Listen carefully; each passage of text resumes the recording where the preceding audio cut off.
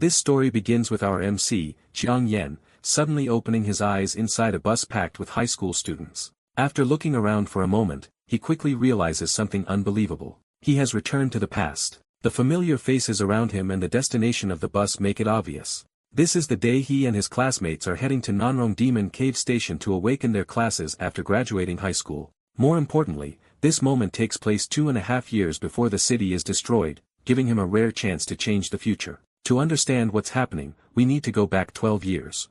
That was when mysterious demon cave entrances suddenly appeared across the world, including the Nanrong Demon Cave. Endless monsters poured out of these gates and began slaughtering humans on a massive scale. Humanity tried to fight back by entering the caves, but they soon discovered a huge problem. Modern weapons became nearly useless inside the demon world because mana interfered with them. Fortunately, people later discovered that anyone who reached the age of 18 and approached a demon cave could awaken special abilities. These awakened individuals became humanity's strongest warriors, and after years of brutal battles, they finally managed to contain the demons and even launch counterattacks into the other world. Because of this, society completely changed. Every 18-year-old graduate now visits a demon cave to awaken a class. These classes are divided into 3 categories: combat, support, and craft. Combat classes are considered the strongest and receive the most respect. Support classes come right behind them, while craft classes sit at the bottom and are constantly looked down upon. In his previous life, Yen awakened an F-rank craft class, making him seem completely ordinary and worthless in the eyes of most people. However, his class came with a hidden trump card. Alongside it, he awakened a divine tier skill called Modify. This absurdly powerful ability allowed him to change a single character in the name of a skill or item, completely altering its effects. Something worthless could become priceless, while something powerful could become useless. The moment influential people discovered this ability, they immediately took him under their control and forced him to use it for their benefit. Through Yan's power, countless useless items and weak abilities were transformed into valuable treasures. But the more they relied on him, the more they feared him. Someone with the power to alter skills and equipment was simply too dangerous to leave unchecked. Because of that, they restricted his freedom, controlled his growth, and kept him under constant watch. For years, Yen was treated less like a person and more like a tool that powerful figures could use whenever they wanted. Everything came crashing down one night, when a level 96 dragon-type monster suddenly emerged from Nanrong Demon Cave. It was an event that had never happened before. By then, Yen had finally reached level 70 and entered the ranks of humanity's strongest experts, yet the timing felt suspicious. Deep inside, he believed someone had deliberately used the monster to eliminate him, because they could no longer keep him under control. Before dying, Yen made one final move. He used Modify on his resurrection skill and transformed it into rebirth. That single change became the reason he was able to return to the past. Now that he has been given a second chance, Yen has no intention of repeating the same mistakes. This time, he trusts no one but himself. He plans to hide his true abilities, quietly grow stronger, protect his family and friends, and stop the city's destruction before it ever happens. Not long after, the bus arrives at the Nanrong City Hunter Association headquarters, where the Awakening Plaza is located. The atmosphere is a mix of excitement and anxiety. Some students are already dreaming about awakening powerful combat classes, while others are quietly praying they don't end up with some useless class that will ruin their future. Meanwhile, almost everyone's attention is focused on Zhang Yan.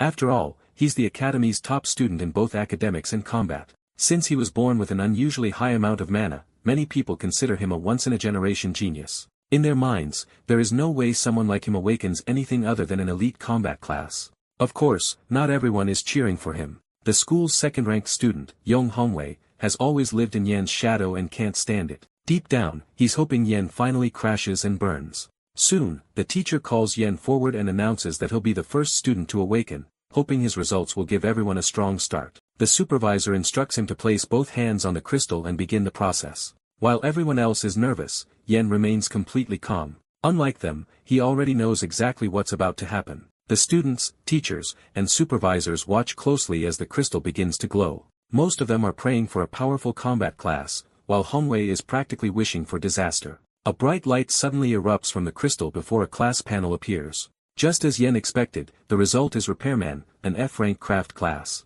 The entire place instantly falls into chaos. The teacher nearly grabs his head in disbelief, unable to understand how the academy's greatest genius ended up with such a terrible class. Meanwhile, Hongwei and his friends are having the time of their lives. For them, this is the funniest thing they've ever seen. The guy who always stood above everyone else has just awakened what most people consider complete trash. One of the supervisors tries to soften the blow, explaining that repairman isn't completely useless. He tells Yen that at the very least, he could open a repair shop and earn a decent living fixing equipment. But before anyone can move on, the crystal suddenly starts reacting again.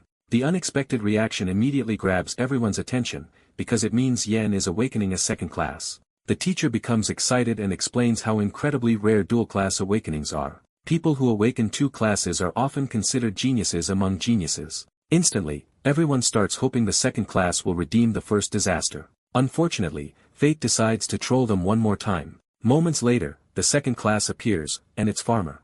Not only is it another craft class, but it's also an F-rank class just like Repairman.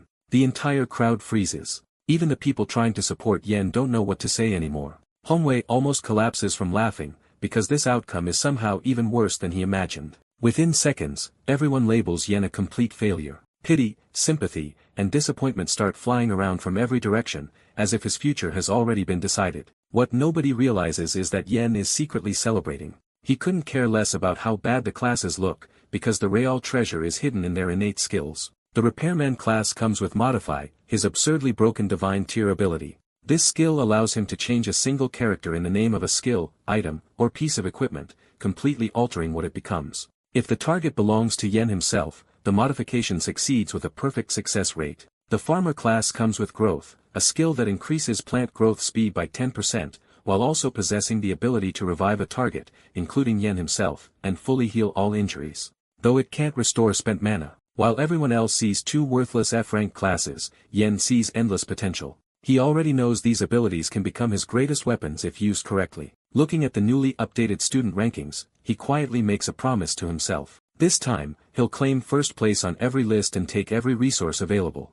More importantly, he'll become strong enough that nobody can control him again. The people around him may be laughing at his F-rank classes today, but before long, he'll show them exactly why they should be terrified of them. After the awakening ceremony, Yen heads toward the beginner training base, a special facility designed to help newly awakened rookies level up safely. The place is filled with weak demon cave creatures that have been raised and managed by humans, making it the perfect spot for beginners to farm experience. More importantly, anyone who breaks the dungeon's clear time record earns bonus points in the upcoming provincial rookie tournament, which greatly increases their chances of getting into a top university. While most students come here simply to gain a few levels, Yen has a much bigger goal. He plans to crush the record and secure his path to the best university from day one. When he arrives at the entrance, the knight in charge checks his profile and immediately notices something unusual. Yen is a dual-class awakener, a rarity seen only once in thousands of people. However, the excitement quickly disappears when he sees that both classes are F-rank. Concerned, the knight asks if Yen is really planning to challenge the training base alone.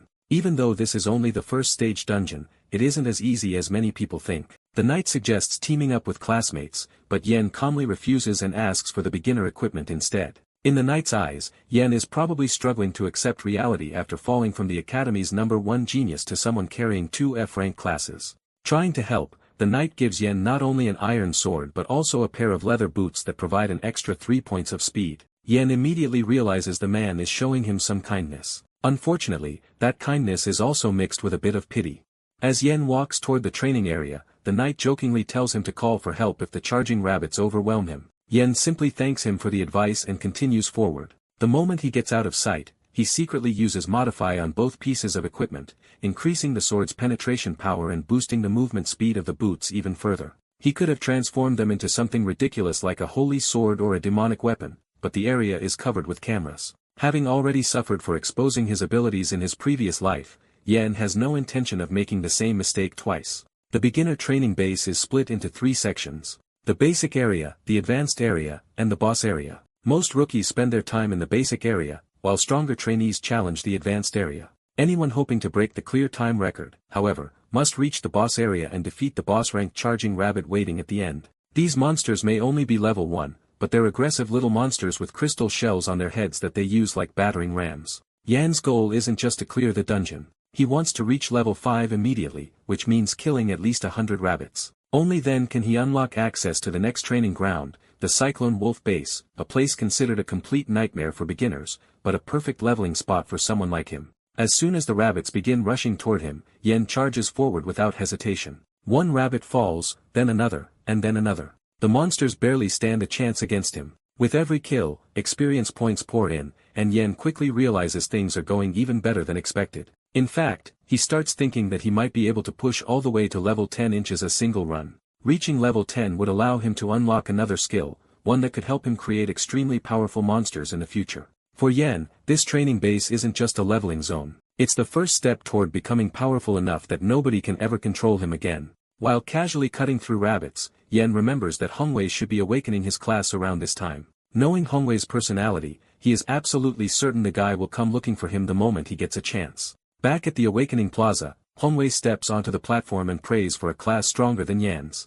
This time, luck finally smiles on him. The crystal erupts with energy, and he awakens an A-rank combat class called Berserker. Hongwei nearly explodes from excitement. After years of living in Yan's shadow, he finally believes he has surpassed him. His followers immediately start hyping him up, declaring that the former number 2 has officially become number 1. Since Yan isn't around, they convince themselves that he ran off to hide after learning about Hongwei's awakening. One of Hongwei's lackeys mentions seeing Yan head toward the beginner training base, and Hongwei instantly decides to go find him. Officially, they're going there to help a struggling classmate. Unofficially, they're going to laugh in his face and rub their success all over him. The teacher sees right through their excuse and can only sigh. More than anyone else, he knows how hard Yan has worked over the years. He has watched him study late into the night, train until exhaustion, and endure the maximum pain settings in the mana training room without making a single sound. The teacher simply cannot understand how someone with that level of determination ended up awakening 2 seemingly useless F-rank classes.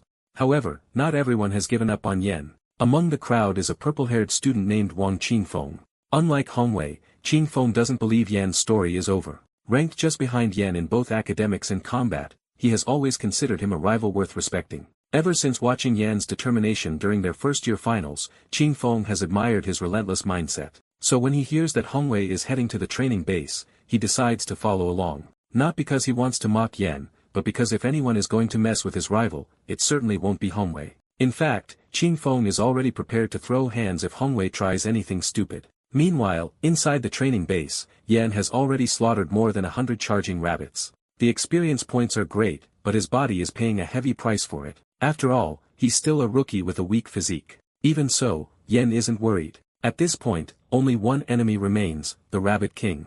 Once that monster goes down, he'll clear the area and finally reach level 5. The Rabbit King is a level 5 monster with an elemental crystal shell on its head, allowing it to deal elemental damage through its powerful ramming attacks. Normally, a level 4 rookie fighting it head-on while injured would be asking for a beating. Luckily for Yan, he has no intention of fighting fair. As the Rabbit King charges forward using its innate skill Flame Headbutt, Yan calmly activates Modify. In an instant, he changes the skill's name from Flame Headbutt to Flame Headburst. The difference is small, but the result is absolutely brutal. Instead of empowering its charge attack, the skill causes the crystal on its own head to explode. Before the Rabbit King can even reach him, the crystal detonates, instantly blowing the monster apart and ending the fight on the spot. Just like that, Yan successfully clears the dungeon and reaches level 5. At the same time, an announcement appears on the public notice board. Jiang Yan has broken the Charging Rabbit Elite record with a clear time of only 36 minutes. Everyone who sees it is stunned because the previous record was over an hour.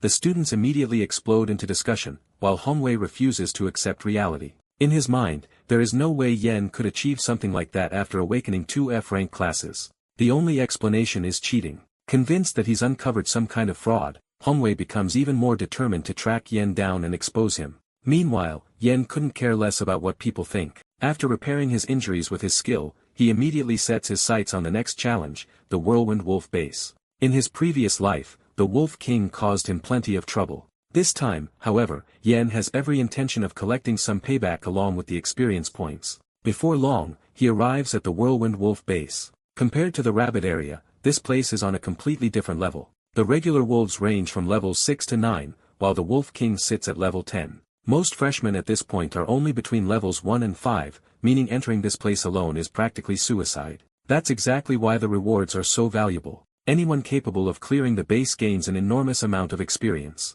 Yan knows that if he defeats the Wolf King, he can jump straight to level 10 inches one shot. For ordinary rookies, reaching level 10 could take around 10 days of grinding. Clearing this base once can accomplish the same thing instantly.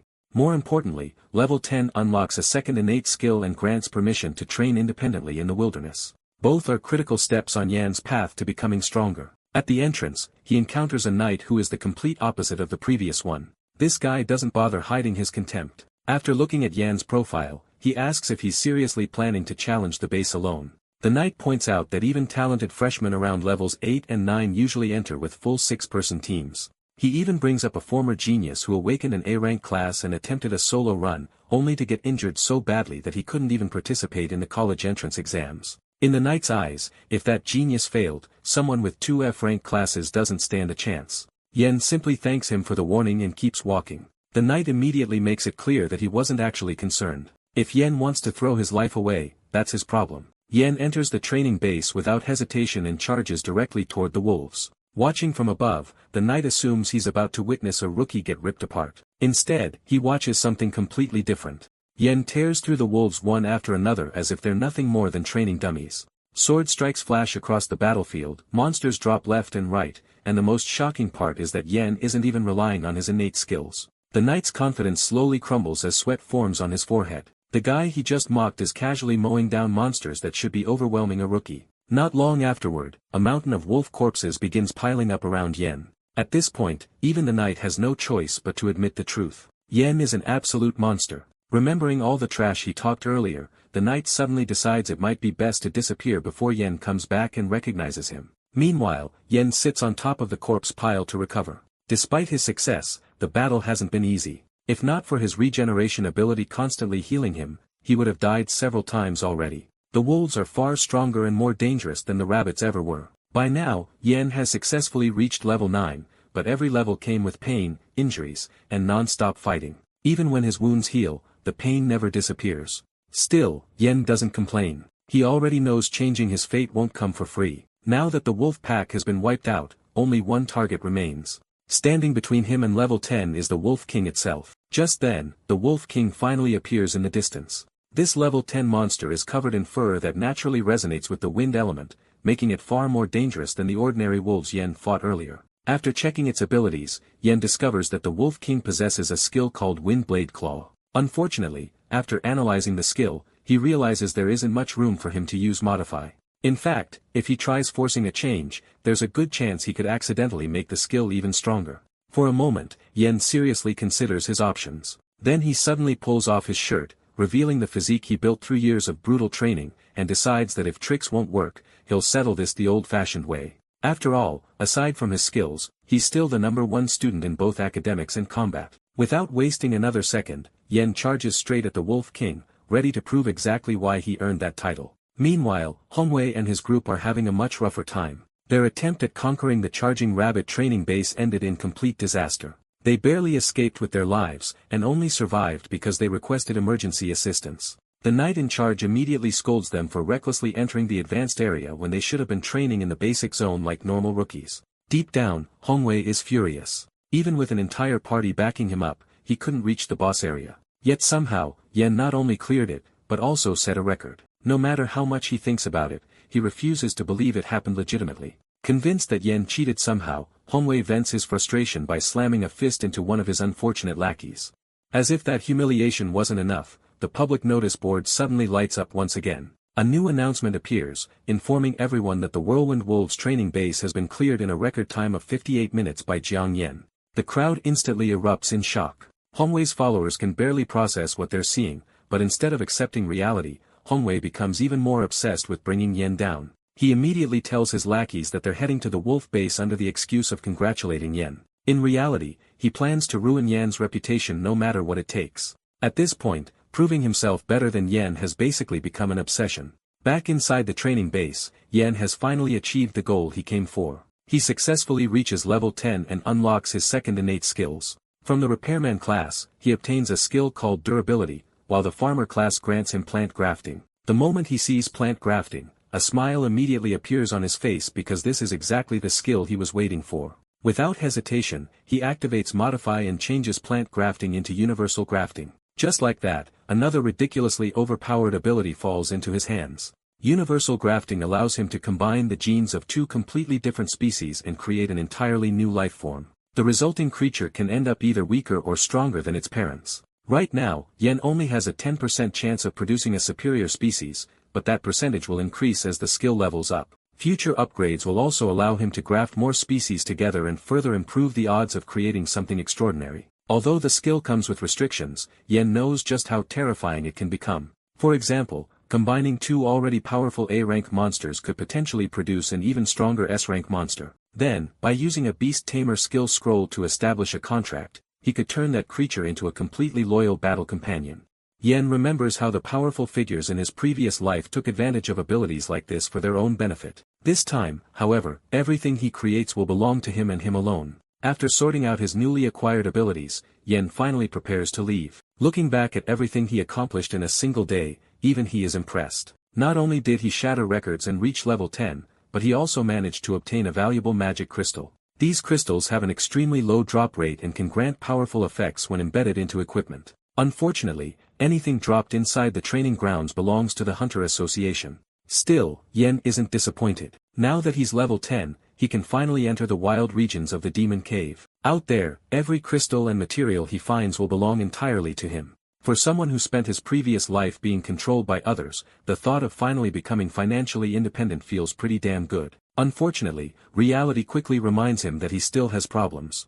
The claw wound on his chest suddenly flares up with intense pain. Since the injury isn't serious enough to kill him, his regeneration ability refuses to activate. To make matters worse, he doesn't have enough money to receive proper treatment at a hospital. After thinking it through, Yen arrives at a ridiculous but practical solution. The easiest way to fully heal would be to kill himself and trigger his revival ability. The problem is that doing something like that in front of the knights would immediately attract suspicion.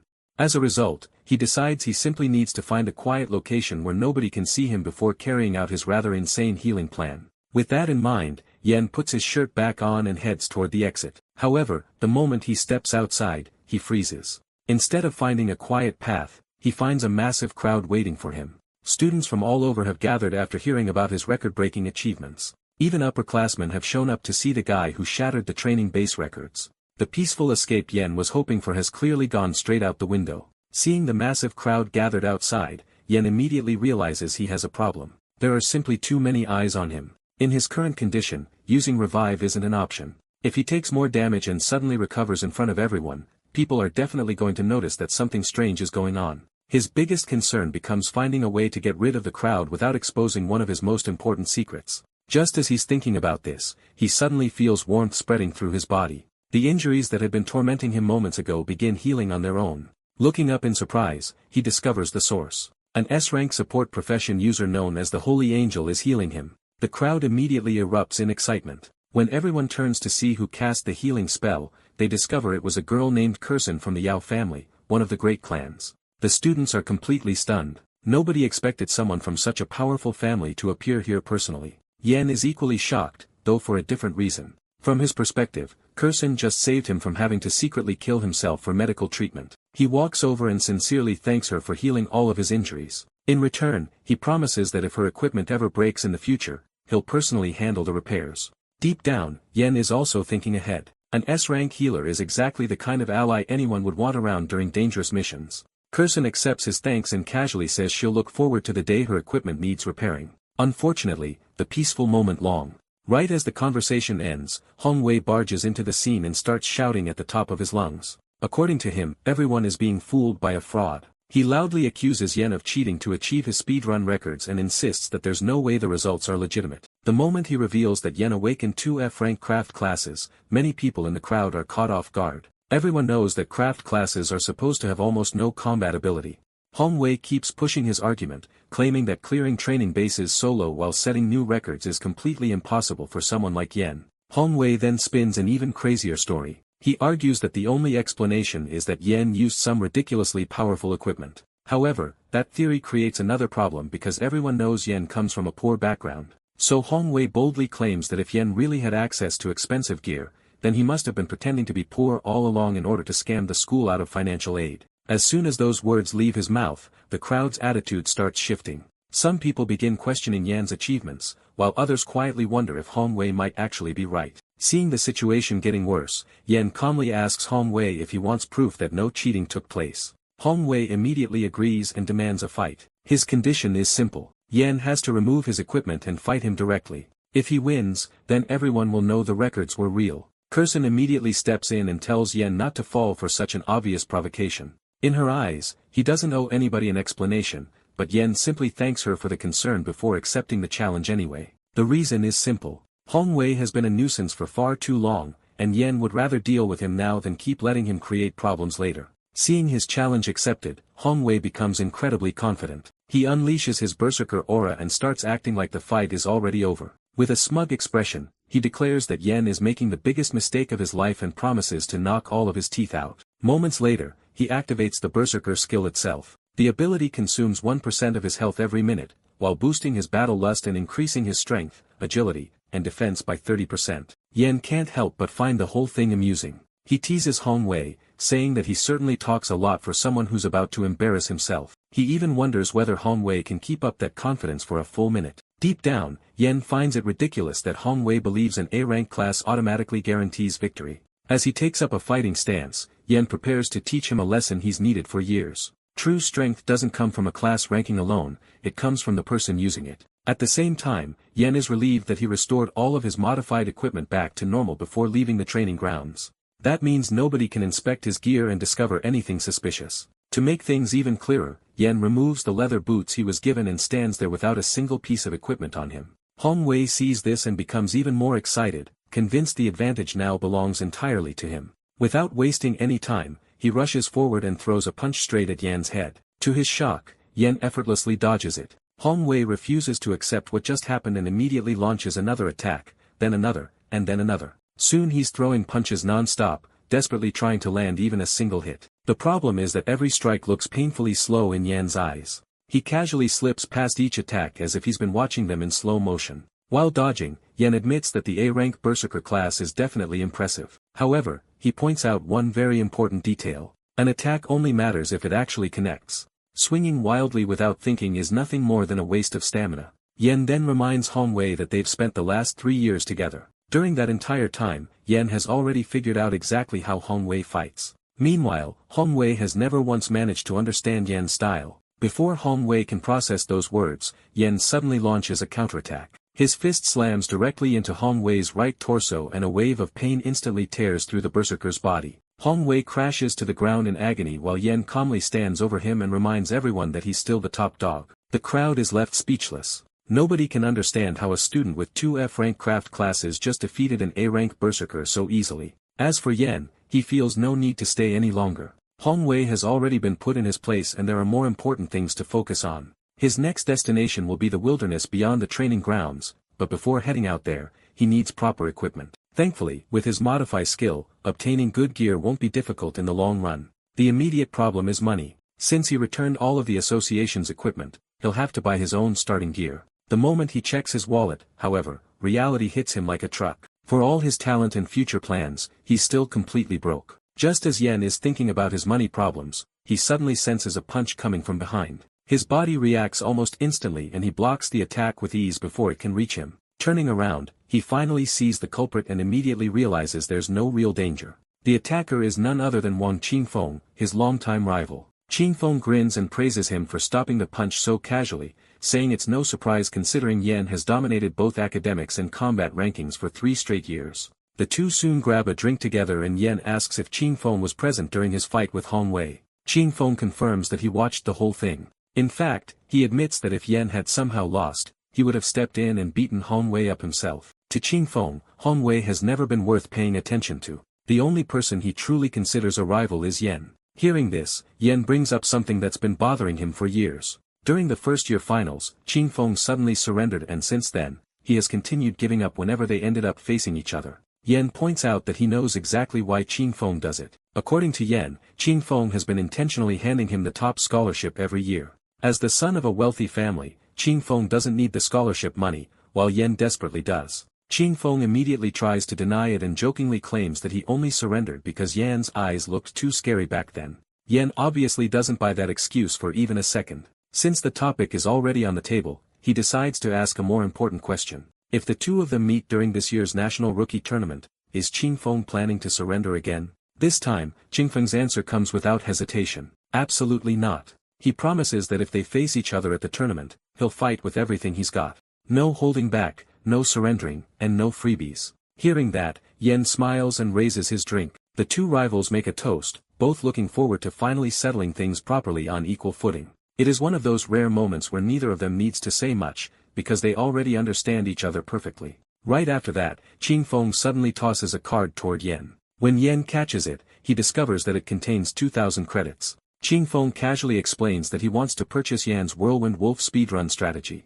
Before leaving, he reminds Yen to send the strategy over as soon as possible. Yen agrees without any complaints. Once Qing Feng leaves, Yen lets out a sigh of relief. He knows this was Qing Feng's way of helping him without making it obvious, and deep down, Yen feels like he owes him one. Still, at least his biggest problem has been temporarily solved. For the first time all day, he actually has some money in his pocket. Now, carrying 2,000 credits, Yen immediately heads toward the stalls to see what he can find. Before long, he arrives at the cheapest black market he knows. Most people don't expect to find anything valuable there, because nearly everything sold in the area is basic equipment. However, Yen knows from experience that hidden treasures occasionally slip through the cracks. He starts browsing the stalls until one particular weapon catches his attention. Displayed proudly on a merchant stand is a demon shade saber, embedded with a whirlwind wolf magic crystal. The seller quickly explains the weapon's background. The saber is E+ rank equipment forged from meteor iron and fused with a level 5 whirlwind wolf magic crystal,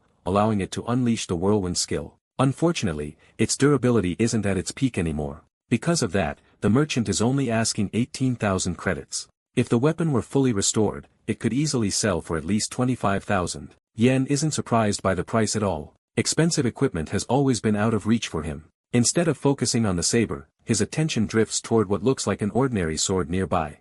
Curious, he asks for its price. The merchant tells him it's an azure steel sword worth 1,500 credits. The weapon itself is only E rank and was forged from standard azure steel, making it far less impressive than the demon shade saber sitting beside it. However, the moment Yen hears the name, his interest immediately spikes. He then proposes a deal. If he manages to repair the damaged demon shade saber, will the merchant give him the azure steel sword in return? The seller becomes visibly interested and asks whether Yen can actually pull off something like that. With a small smile, Yen activates his newly acquired durability skill. Looking at the merchant, he calmly says there's only one way to find out. What the merchant doesn't realize is that Yan's true target was never the expensive demon shade saber. From the very beginning, the item he wanted was the seemingly ordinary azure steel sword. The reason is simple. Once that sword falls into his hands, he can use modify on it. And if everything goes according to plan, that plain E-rank weapon will transform into a legendary blade that most people couldn't even dream of obtaining. The seller looks at Yen with a doubtful expression and asks whether he actually possesses a durability-related class. Restoring a weapon's durability is notoriously difficult, and one mistake can make the situation even worse. Yen calmly explains that he's a repairman from an F-rank craft class. Hearing that only makes the seller even more skeptical. He reveals that he himself has a craft class as well, specifically a D-rank blacksmith class. As someone who works with weapons every day, he knows exactly how complicated durability restoration can be. According to him, even with his superior class, he still can't guarantee that he could successfully restore the demon shade saber. Since Yen is still a student, the seller decides to give him some advice before letting him proceed. He explains that once a weapon's durability reaches 0, it is effectively destroyed. Repairing it with a durability skill is not as simple as patching cracks. The user has to sense the weapon's internal structure, understand the flow of magic within it, and then reconstruct everything from the inside out. If the process fails, the weapon's durability won't improve. Instead, it will drop even further. The seller then makes the stakes very clear. If Yen messes this up, he'll owe him 18,000 credits.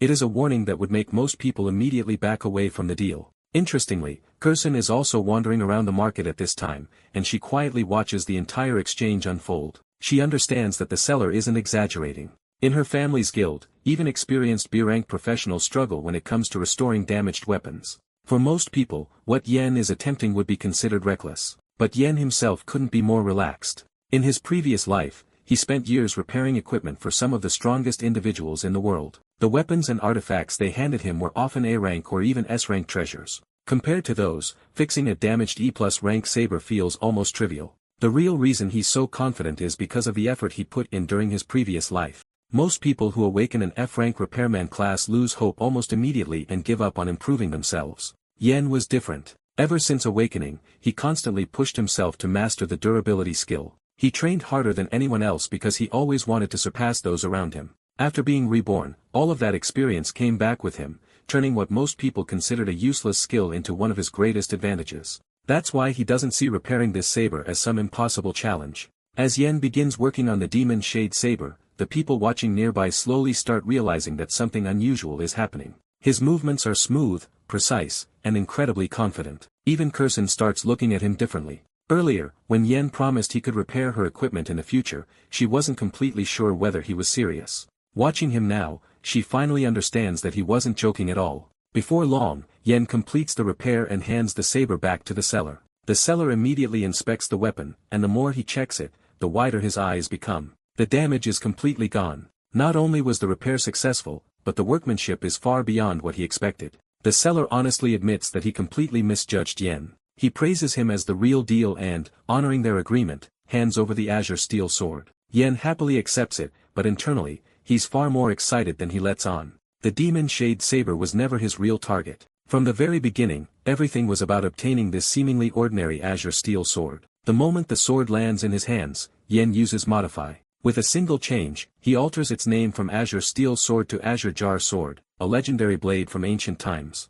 According to legend, this was once the weapon carried by a war god who effortlessly smashed through enemy armies and broke enemy lines wherever he went. Just like that, an ordinary E-rank weapon is transformed into something far more valuable. Thanks to this, Yen no longer needs to spend the 2,000 credits he just earned. University tuition is expensive, and he knows he'll need every bit of money he can save. On top of that, Yen can't stop thinking about his younger sister. Ever since their father passed away, life hasn't been easy for her. He knows that in the future, she will become someone truly remarkable. But right now, she's still a lonely shut-in who struggles with the world around her. Before heading off to university, Yen wants to leave enough money behind to make sure she can live comfortably. The thought only strengthens his determination to become stronger and wealthier as quickly as possible. Just as he's preparing to, familiar voice calls out from behind him. Turning around, Yen discovers that it's Kursen. She gets straight to the point and asks whether she can hire him. Then she casually offers 50,000 credits for a single job. Yen is naturally interested and asks what exactly she wants.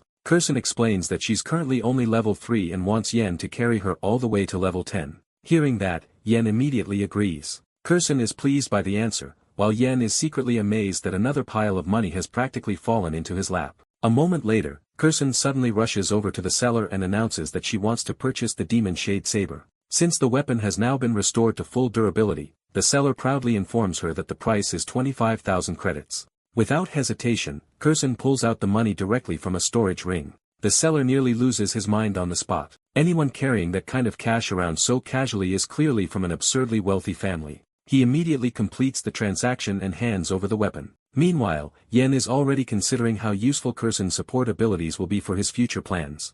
Just then, Kursen walks back toward him and does something completely unexpected. She holds out the newly purchased demon shade saber and tells him that it's a gift to celebrate their first meeting. Before Yen can even think about refusing, she firmly tells him not to return it. Yen is genuinely stunned. He never imagined she'd spend 25,000 credits on a weapon, only to hand it over moments later. In that instant, Yen realizes that Kursen isn't just wealthy, she's also incredibly generous and well-mannered. He gratefully accepts the gift and thanks her sincerely. As for Kursen, she simply has a feeling that Yen is destined for greatness. In her eyes, helping him now is an investment that will pay off in the future. With their business settled and their partnership officially beginning, Yen suggests that they stop wasting time and head straight to the rookie training grounds. A short while later, Yen and Kursen arrive at the Charging Beast training grounds. Equipped with his new weapons, Yen tears through the monsters like they're made of paper, while Kursen stays behind him providing support and healing whenever necessary. The combination turns out to be ridiculously effective. Not only does Kursen level up rapidly,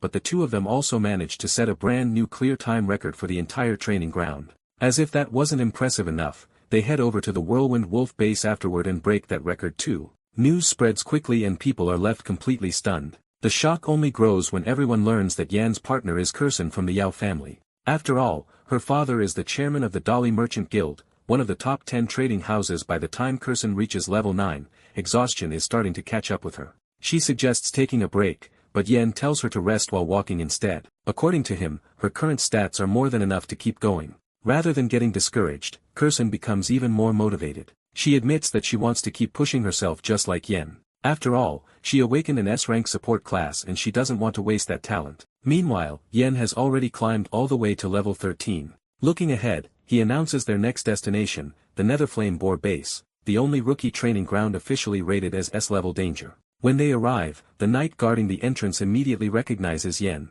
He knows all about the records Yen has been breaking and warns him that this dungeon is on an entirely different level. The Netherflame Boar King is far more dangerous than the Charging Rabbit King or the Whirlwind Wolf King. Most rookies wouldn't even think about entering. Yen, however, remains completely unfazed. He simply replies that greater risks bring greater rewards. In his eyes, anyone who refuses to take risks will never reach greater heights. The truth is that Yen isn't nearly as worried as he sounds because he has Kursen beside him. Having an S-rank support class backing him up changes everything. Seeing that Yen has already made up his mind, the knight reluctantly allows them to enter and wishes them luck. Yen gladly accepts because he knows they're definitely going to need some. After walking deeper into the dungeon, Kursen starts getting confused. There isn't a single monster in sight. Yen explains that this dungeon is different from the previous ones. There are no ordinary monsters here at all. The entire dungeon contains only one enemy, the boss itself. The moment Kursen hears that, she nearly panics. Before she can ask any more questions, a gigantic figure appears in the distance.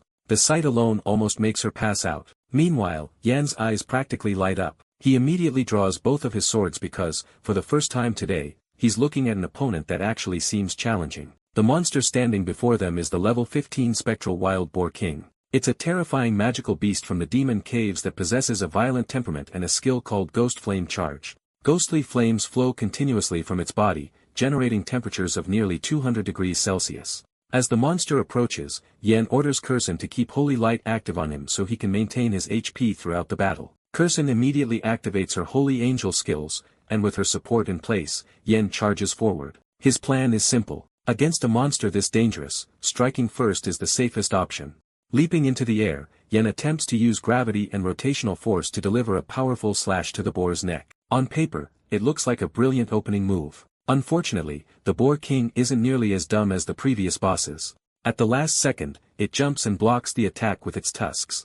The failed attack immediately tells Yen something important. This boss is significantly smarter than the others. Realizing that the same trick won't work twice, he abandons the strategy. Instead, he decides to make use of the opportunity to secretly activate Modify while he's airborne. More importantly, he wants to do it where Kursen can't easily see what he's doing. Using Modify, Yen changes his steel sword into the steel sword. Normally, the steel sword is nothing special, but the modified version is a completely different story. The transformation isn't perfect, because his current level only allows him to create a level 10 replica of the legendary Cyan steel sword rather than the genuine artifact. Even so, the replica is still absurdly powerful. It can cut through iron as easily as slicing through dirt, and can tear through armor with little resistance. Yen isn't disappointed by the result because he never expected his ability to create divine artifacts out of thin air. For his current situation, this weapon is more than enough. With his enhanced weapon in hand, Yen immediately launches another attack. One slash is all it takes to cut clean through one of the Boar King's tusks. The monster instantly flies into a rage. At the same time, Yen quickly changes the weapon back before Kursen notices anything suspicious. Unfortunately for him, Kursen already saw enough to be shocked. She finds it impossible to believe that an ordinary E-rank weapon could sever the hardest part of the monster's body with a single strike. After thinking it through, she arrives at a completely wrong conclusion. Rather than suspecting the weapon, she decides the feat must be the result of Yan's overwhelming strength. In her mind, someone capable of breaking so many records, despite having 2 F-rank classes, must simply be stronger than most people with A-rank classes. While Kursen is busy creating increasingly ridiculous explanations in her head, Yen notices the strange expression on her face and immediately guesses what's happening.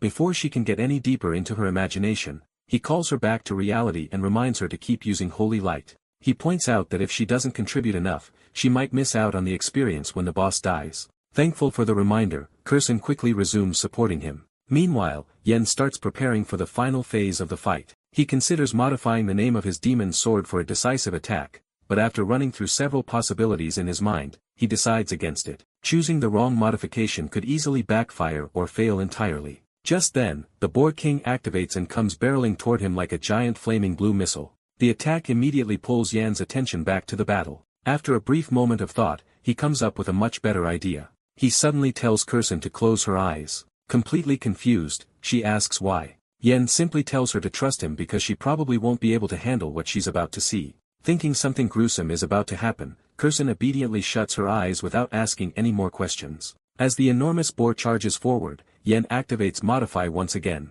With a simple change, Netherflame Charge becomes Netherflame Drift. The effect is immediate and absolutely ridiculous. Instead of charging forward at terrifying speed, the Boar King suddenly begins drifting slowly through the air, like it has forgotten how movement works. Even the monster itself seems confused by what just happened. Yen can't help but appreciate the absurdity of the situation before deciding to finish things. He charges forward, modifies the Azure Sword into the legendary Azure Jar Sword mid-attack, and delivers a devastating slash directly across the monster's neck. The strike instantly ends the battle. A system notification immediately appears, announcing the death of the Boar King and rewarding Yen with a massive amount of experience.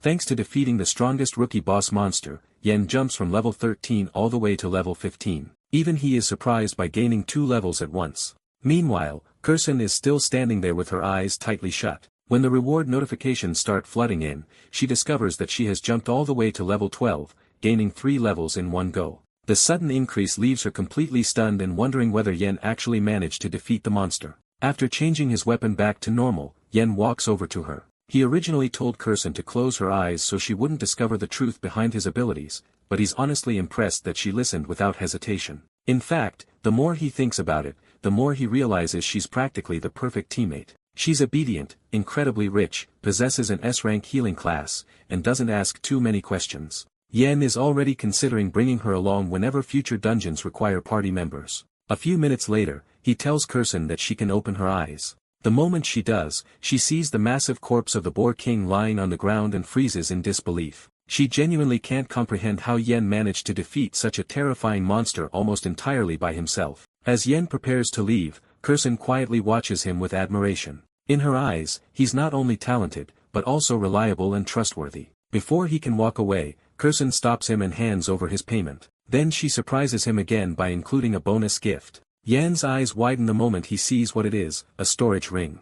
These rings are incredibly valuable because they're made from crystals containing permanent spatial magic. They completely ignore normal physical limitations and can store huge amounts of items. Even the smallest storage rings sell for hundreds of thousands of credits. Realizing how expensive the gift is, Yen immediately tries to refuse it. Kursun, however, insists. She points out that Yen helped her gain 2 extra levels beyond their original agreement, so she considers the gift justified. More importantly, she believes someone with Yen's talent will benefit from it far more than she will. After thinking about it carefully, Yen realizes she's right. He plans to head into the wild regions of the Demon Cave soon, and a storage ring will be invaluable for carrying loot and materials. In the end, he accepts the gift. In return, he promises that if Kursun ever needs his help in the future, he'll do whatever he can as long as it doesn't violate his principles. Satisfied with the arrangement, the two finish their business and finally head out together. Meanwhile, outside the training grounds, discussions about the freshman rankings are spreading everywhere. People are surprised to discover that the gap between the top contenders is incredibly small.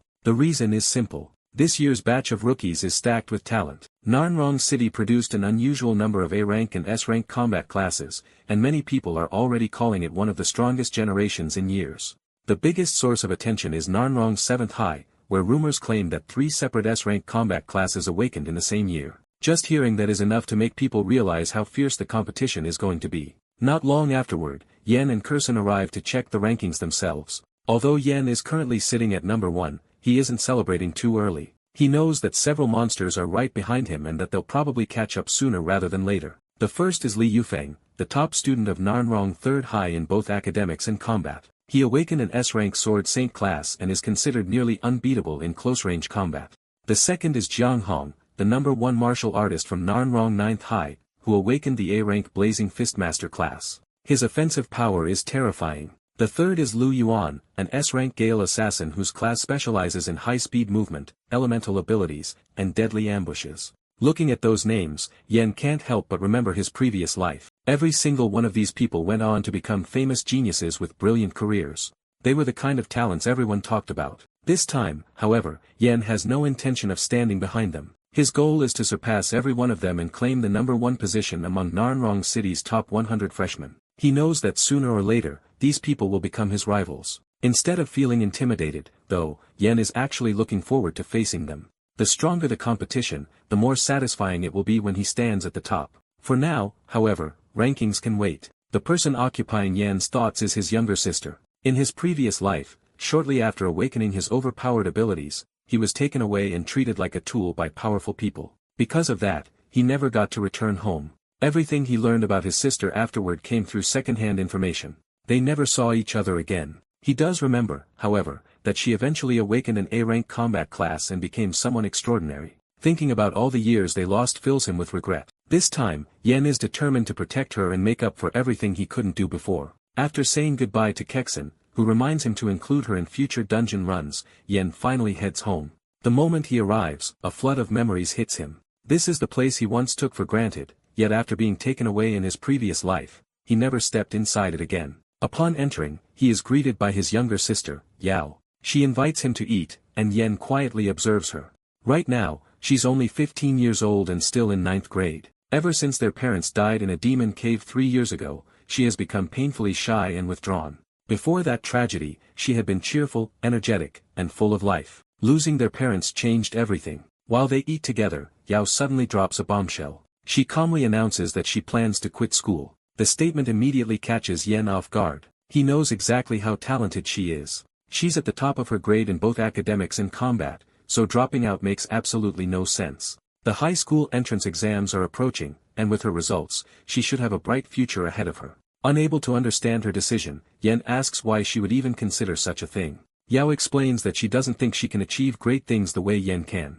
She has been paying attention to the city rankings and saw that her brother is already among the top students. In her eyes, Yen works harder than anyone and is destined to become someone important in the future. She even believes that he'll eventually become the kind of person who protects the world. The problem is that she doesn't view herself the same way. Despite having incredible grades and talent, her confidence has been shattered over the years. She quietly says that she'd rather start working and help cover their living expenses instead. Yen listens to the explanation, but he doesn't buy it for a second. The excuse sounds too convenient. He knows his sister well enough to realize there's another reason behind this sudden decision. Just as he's about to press her further, a familiar visitor walks through the door. The newcomer is Uncle Quan. The moment he notices the tense atmosphere in the room, he hesitates awkwardly before entering. Soon afterward, he starts talking about his struggling business and apologizing for bothering them again. It turns out that Quan owns a Quan Emergency Micro Loan Company. Over the past 2 years, Yen and Yao have repeatedly borrowed money from his company to survive.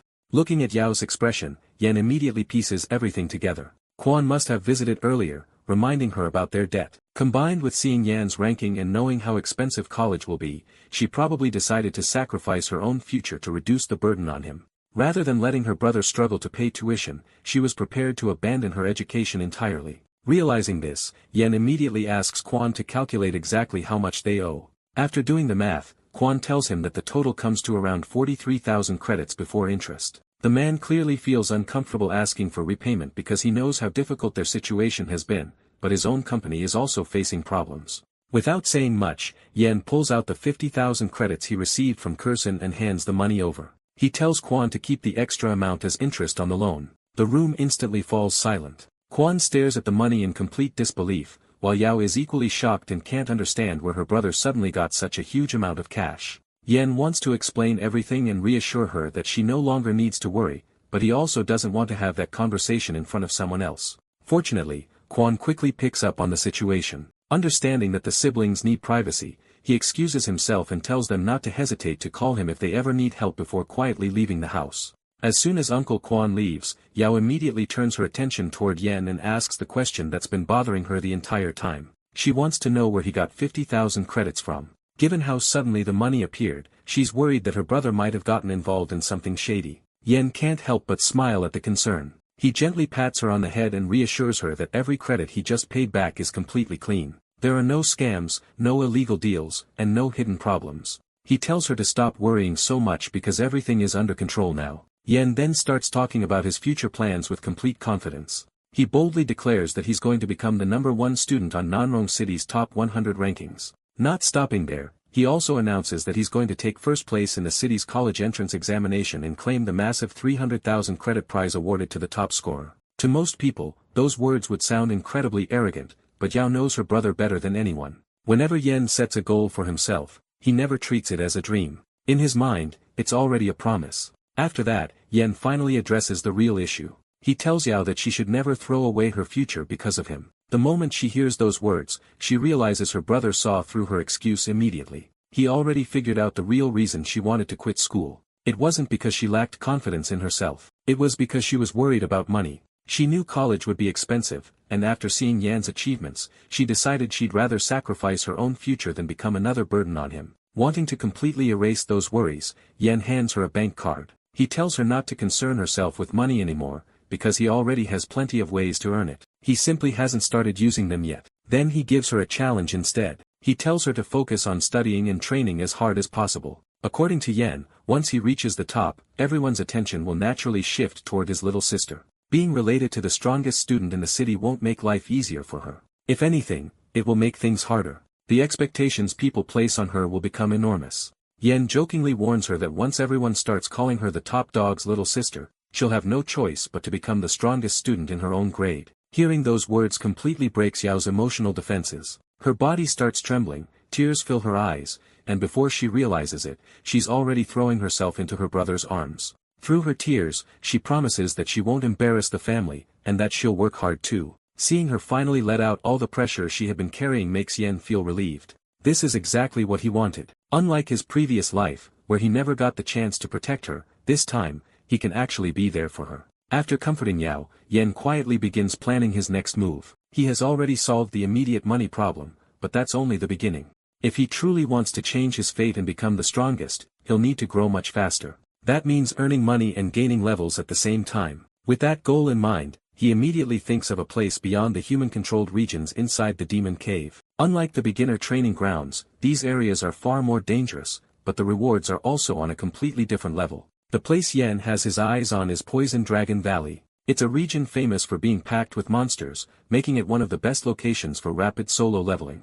Of course, the reason most people avoid it is because it's also incredibly dangerous. A single mistake there can easily cost someone their life. For Yan, however, the valley looks less like a death trap and more like a giant pile of opportunities waiting to be collected. The dense monster population means endless experience points, valuable materials, and plenty of magic crystals that can be sold for huge amounts of money. There's another reason Yan is interested in Poison Dragon Valley. Rumors say that somewhere deep inside the valley lives a rare dragon-type monster. The moment he thinks about that rumor, he can't help but get excited. If he can somehow obtain one of the creature's eggs, he'll finally be able to make proper use of his universal grafting skill. With a dragon egg as a foundation, he could potentially create an incredibly powerful monster and turn it into a loyal battle companion. The possibilities are enough to make even someone with Yan's experience look forward to the future. By the end of the night, Yan's mind is already made up. Between the chance to level up quickly, earn money, collect valuable magic crystals, and possibly find a dragon egg, Poison Dragon Valley offers everything he currently needs.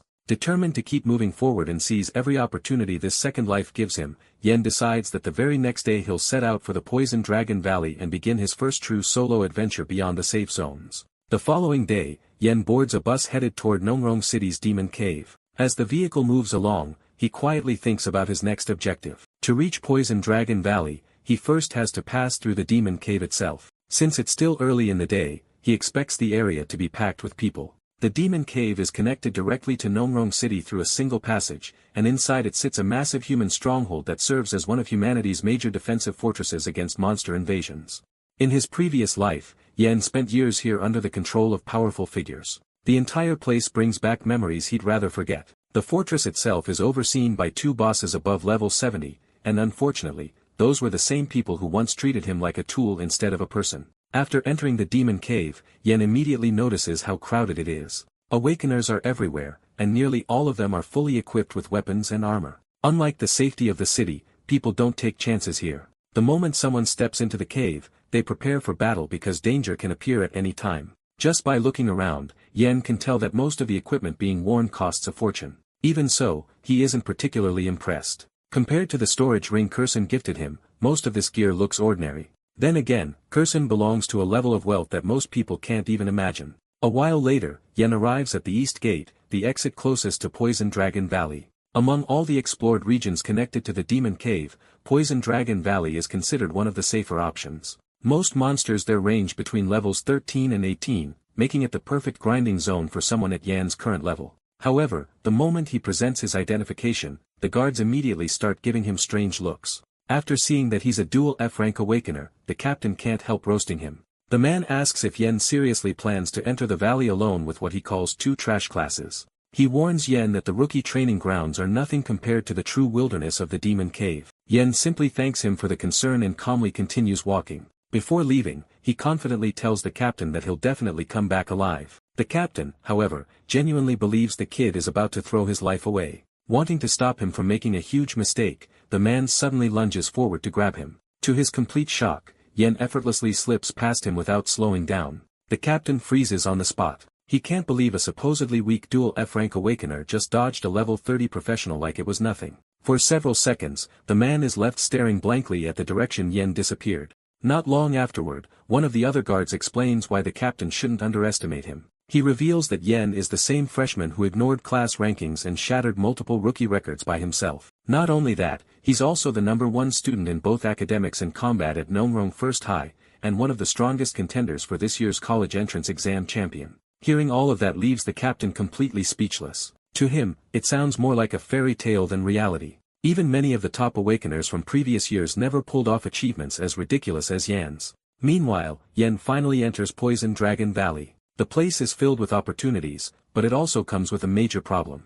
Toxic gas covers large portions of the area, making antidote pills absolutely necessary for survival. Yen pulls one out from his storage ring and swallows it immediately. The downside is that each pill only remains effective for around 3 hours. Since the pills aren't exactly cheap and Yen is still painfully broke, he plans to make every second count. Almost immediately after taking the antidote, 3 level 13 poison wing lizards charge toward him. Yen doesn't even flinch. To him, they're nothing more than warm-up targets. He quickly cuts them down using his Azure Steel Blade and gains experience from each kill. Seeing his progress increase after only 3 monsters immediately puts him in a good mood.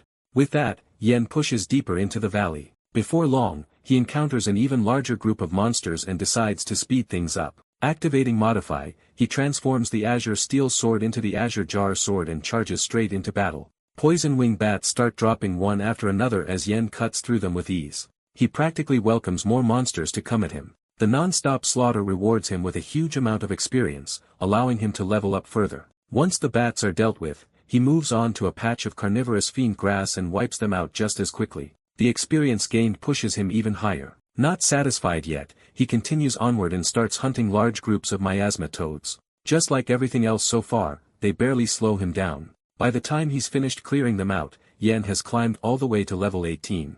After hours of fighting, Yen finally takes a short break to recover and let Regenerate do its job. Although his leveling speed has been excellent, he's still a little disappointed. Despite killing a ridiculous number of monsters, he hasn't found a single magic crystal. Since those crystals are one of his main sources of future income, the lack of drops makes him wonder if he's having a terrible luck streak today. Unfortunately, before he can think about it any longer, a voice suddenly calls out from behind him, asking if he was the one who killed all the monsters in the area. Turning around, Yen sees 2 young men walking toward him with the confidence of people who think they own the place. One of them is immediately recognizable. It's Lu Yuan, the famous S-rank Gale assassin from Nanrong 7th High and the young master of the powerful Lu family. The other guy appears to be one of his followers. While Yen is still recognizing Lu Yuan, the lackey impatiently asks his question again and demands an answer.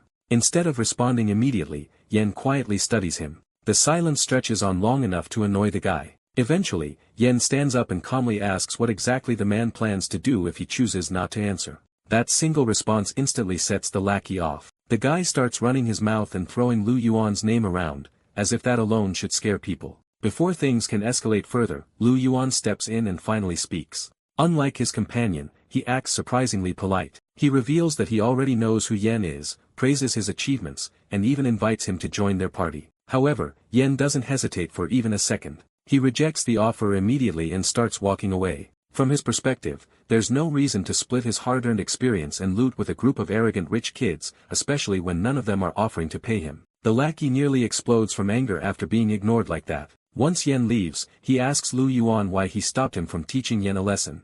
Lu Yuan simply shakes his head and explains that anyone capable of reaching this depth of Poison Dragon Valley alone with 2 F-rank classes clearly isn't ordinary. He admits that Yen probably has some real talent. Still, Lu Yuan isn't planning to let the matter go completely. He tells the lackey to be patient and promises that if they run into Yen again, there will be plenty of opportunities to settle things. Hearing that is enough to make the lackey happy. Convinced that Yen is still nothing more than trash, he starts looking forward to the next time their paths cross. Meanwhile, Yen continues pushing deeper into Poison Dragon Valley. At this point, he only has 1 antidote pill remaining, so he decides to keep things simple. His plan is to hunt a few more miasma toads, reach level 19, and then call it a day. Unfortunately, things don't go according to plan. After spending nearly an hour searching the valley, he doesn't find a single worthwhile target. The lack of monsters is frustrating enough, but what disappoints him even more is the complete absence of rare creatures. Ever since entering the valley, he'd been hoping to run into the rumored dragon-type monster hidden somewhere in the region. Not only has he failed to find it, but he hasn't even seen anything remotely related to a dragon. Just as Yen is wondering whether his luck has completely abandoned him, a dark projectile suddenly shoots toward him. Fortunately, his reaction speed is fast enough. He instantly raises the azure sword and blocks the incoming attack before it can hit him. After deflecting it, he carefully studies the strange object and realizes it isn't just some random projectile. Whatever launched, it possesses surprisingly powerful defensive capabilities. As Yen prepares for a fight, a gigantic creature suddenly bursts out of the forest. The ground shakes as a massive toad lands before him, growling like an enraged beast. The monster is the Miasma Toad King, a level 20 boss monster. Its abilities include mutated toad hide, giant tongue bind, and burst poison gland. For most people, running into a level 20 boss while alone in Poison Dragon Valley would be a nightmare. Yen, however, looks more excited than worried. The only thing on his mind is the possibility of finally obtaining a magic crystal. After spending all day farming monsters without a single drop, the appearance of a boss feels like a gift from heaven. Without wasting any time, the Toad King launches its first attack, activating Giant Tongue Bind. It lashes its enormous tongue toward Yen at high speed. The attack is dangerous, but Yen effortlessly dodges it. After watching the monster move, he quickly figures out how he wants to deal with it. Snapping his fingers, he activates Modify and changes Giant Tongue Bind into Giant Tongue Tangle. The effect is immediate. When the Toad King attacks again, its own tongue wraps around itself, nearly choking the giant creature. Taking advantage of the opening, Yen leaps into the air and brings down the azure sword toward the monster's head. Unfortunately, things don't go as smoothly as he hoped. The strike lands, but it fails to deal meaningful damage.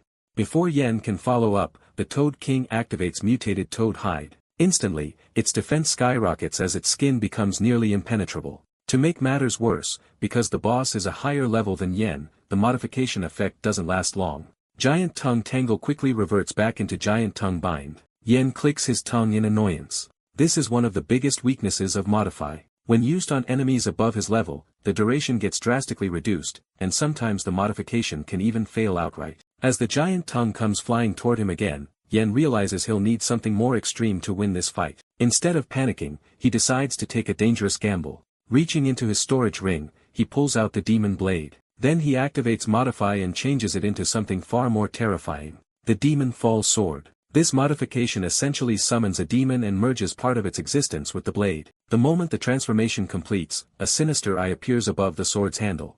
At the same time, a thunderous voice erupts from the weapon, demanding to know who dared summon it. Yen immediately realizes what he has just unleashed. The weapon has become a Demon King sword. According to the status information, its attributes are completely unknown. However, it contains a fragment of the consciousness of the seventh Demon King, Blood Spirit Sure. The system even warns that the sword is extremely dangerous and should never be used recklessly. Seeing that warning, Yen doesn't waste time admiring his new weapon. He knows this thing is a ticking time bomb. His only option is to kill the Toad King before the situation spirals out of control. Gathering every ounce of strength he has left, Yen swings the sword. The result is absurd. With a single strike, the blade cleanly slices through the Miasma Toad King, instantly killing the level 20 boss. The battle ends in one attack. However, the price is just as brutal. The Demon Fall Sword drains nearly all of Yan's stamina, causing him to collapse immediately after the victory. As he struggles to recover, the situation becomes even worse. The eye on the sword suddenly begins glowing, and Shure's consciousness starts trying to seize control of Yan's body. Yen immediately attempts to change the weapon back, but there's a problem. He has no stamina left. Without energy, he can't activate Modify. As he lies there exhausted, the eye of the Demon King locks onto him. Shure is furious that a mere human dared borrow his power. Boasting arrogantly, he declares that even a tiny fraction of his strength is enough to enslave Yan's entire world. He starts talking about conquering humanity and making Yen pay for summoning him. Unfortunately for Shure, Yen isn't some clueless rookie encountering a Demon King for the first time. In fact, Yen was already prepared for this exact situation. Drawing on his experience from his previous life, he forces himself back onto his feet. Then, before Shure can finish his dramatic villain speech, Yen grabs the azure sword and smashes the eye embedded in the Demon Fall sword. The attack severs Shure's connection to the weapon instantly. The Demon King is absolutely livid. As his consciousness begins fading away, he screams threats, swears revenge, and describes countless horrible things he plans to do to Yen in the future. Yen, meanwhile, couldn't care less. The moment Shi disappears, the pressure on his body vanishes as well. Letting out a relieved sigh, Yen finally relaxes. The Demon King's invasion attempt has failed, but he still has another problem. He remains too exhausted to activate Modify and return the weapon to its original form. For now, all he can do is rest and recover his stamina before leaving the valley. Thinking back on what happened, Yen remembers a much worse incident from his previous life. Back then, one of his modifications accidentally summoned the ninth Demon King, Thunder Spirit Annihilation. The chaos that followed became so severe that a nation-guarding general above level 80 had to intervene personally. Thankfully, that disaster taught Yen a valuable lesson. The key to suppressing Demon King summons is simple. Their consciousness is tied directly to the weapon, so destroying that connection is the fastest way to shut them down. Thanks to that hard-earned experience, what could have become a catastrophe today ended with nothing more than a very angry Demon King getting sent back where he came from. While waiting for his stamina to recover, Yen finds himself thinking about the terrifying existence he had just encountered. The fragment of the seventh Demon King was powerful enough to nearly take over his body, despite being only a tiny piece of its true self. That leaves Yen wondering where beings like Shi actually come from. Are they native to the demon caves, or do they originate from an even more horrifying world beyond them? The more he thinks about it, the less he likes the possible answers. Eventually, his stamina recovers enough for him to activate Modify again, and he immediately changes the Demon Fall sword back into its original form. With that dangerous problem handled, it's finally time to collect his rewards. As he approaches the corpse of the Miasma Toad King, Yen can't help hoping that the boss dropped a magic crystal. Fortunately, luck finally decides to smile on him. Embedded within the corpse is a level 20 boss magic crystal. The moment he sees it, his eyes light up. On the market, a crystal like this is worth at least 100,000 credits. For someone who spent most of his life worrying about money, this is his first truly massive payday. After collecting the crystal, he doesn't stop there. Using his storage ring, he stores the Toad King's corpse along with the remains of all the monsters he killed throughout the day. These monster materials are considered high-quality crafting resources and can be sold for additional profit. Yen already knows he won't be selling any of it through ordinary channels. The regular market always offers terrible prices, especially when dealing with valuable monster materials. Instead, he plans to take everything to the black market, where buyers are willing to pay much more. Once everything is packed away, Yen opens his status screen to check his progress. That's when he notices something unexpected. After killing both the Miasma Toad King and the mysterious entity connected to Shi, he gained enough experience to level up twice in a row. He has now officially reached level 20. The discovery immediately gets his brain working. Yen suspects that the unknown entity listed by the system was actually Shi's consciousness. If that's true, then destroying fragments of Demon Kings grants experience. For a brief moment, he starts imagining how ridiculous this loophole could be. If summoning a Demon King fragment and smashing its consciousness grants free levels, couldn't he repeatedly exploit the trick until reaching absurd heights? The thought of power leveling himself straight to level 100 is definitely tempting. Unfortunately, the risks are just as insane. One mistake could unleash a catastrophe powerful enough to destroy the city and force him to relive another nightmare. After considering the consequences, Yen wisely decides that some shortcuts simply aren't worth the gamble. Moving on, he checks the new abilities he received from reaching level 20. Every 10 levels grants a new innate skill, and this time his Repairman class provides a skill called Dismantle. The ability allows him to dismantle items below level 10 and recover various materials from them. On top of that, there's a 10% chance of triggering a critical reward effect, which doubles the materials obtained. Yen immediately recognizes the value of this skill. In his eyes, Dismantle is practically a money printing machine. His Farmer class also grants a new level 1 talent called Pest Immunity, which protects crops from pests. Although Pest Immunity sounds boring at first glance, Yen knows better than anyone that appearances can be deceiving. Through Modify, the skill can potentially become the Divine Tier ability Damage Immunity. The problem is that Damage Immunity comes with countless restrictions and limitations, making it unreliable for everyday use. Even so, Yen doesn't underestimate it. When things go truly wrong, a life-saving trump card like that can mean the difference between survival and death. Overall, he's extremely satisfied with his new gains and feels that today's trip has already exceeded expectations. With everything settled, Yen finally begins making his way out of Poison Dragon Valley. However, before he gets very far, he notices someone waiting for him on top of a tree. The person is none other than Lu Yuan's arrogant lackey, Lu Tao. The moment Yen spots him, he stops walking and wonders what kind of stupidity is about to happen. Lu Tao, a level 17 assassin with a B-rank combat class, twirls his dagger around and smugly reveals that he's been waiting here specifically for Yen. Without wasting another second, Tao jumps down and rushes forward while throwing insults around, clearly convinced that he's about to teach a dual F-rank awakener a lesson. Activating his quick-step skill, Tao boosts his agility by 30% and lunges forward with his daggers. In his mind, the fight is already over. Unfortunately for him, reality hits a little differently. Before he can even finish convincing himself of his own greatness, Yen swings his sword once. That's it. One strike. The next thing Tao knows, he's flying through the air like discarded trash. He crashes into the distance, battered and completely confused. The guy can't understand how Yen is faster than him despite his agility-focused class. He's even more shocked after noticing Yen casually pulling weapons from a storage ring. In Tao's eyes, someone with dual F-rank classes shouldn't be able to afford something that expensive. Yen calmly watches the defeated assassin and honestly can't understand why so many people believe a combat class automatically makes them superior. From his perspective, class rankings are only one piece of the puzzle. Training, combat experience, physical stats, battle instincts, and level differences all play massive roles in determining someone's strength. Looking at the broken Lu Tao sprawled across the ground, Yen concludes that the guy is simply weak. However, he does acknowledge one thing.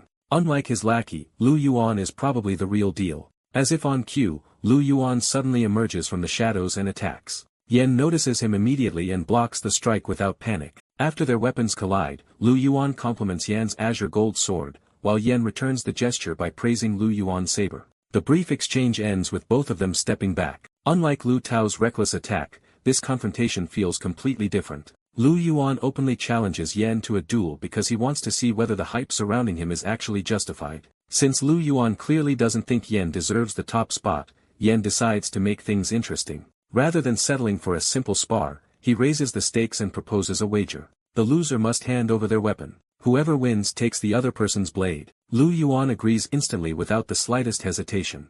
The confidence of an S-ranked Gale assassin practically radiates off him. The moment the bet is set, he explodes forward at full speed. Using Gale Stride, his signature skill, Lu Yuan harnesses the power of wind to increase his agility by a massive 80%. The speed boost is terrifying, and most rookies would probably lose track of him entirely. Yen, however, remains perfectly calm. Instead of feeling pressured, he actually looks excited. Watching Lu Yuan rush toward him, Yen openly admits that he's already looking forward to adding that saber to his collection.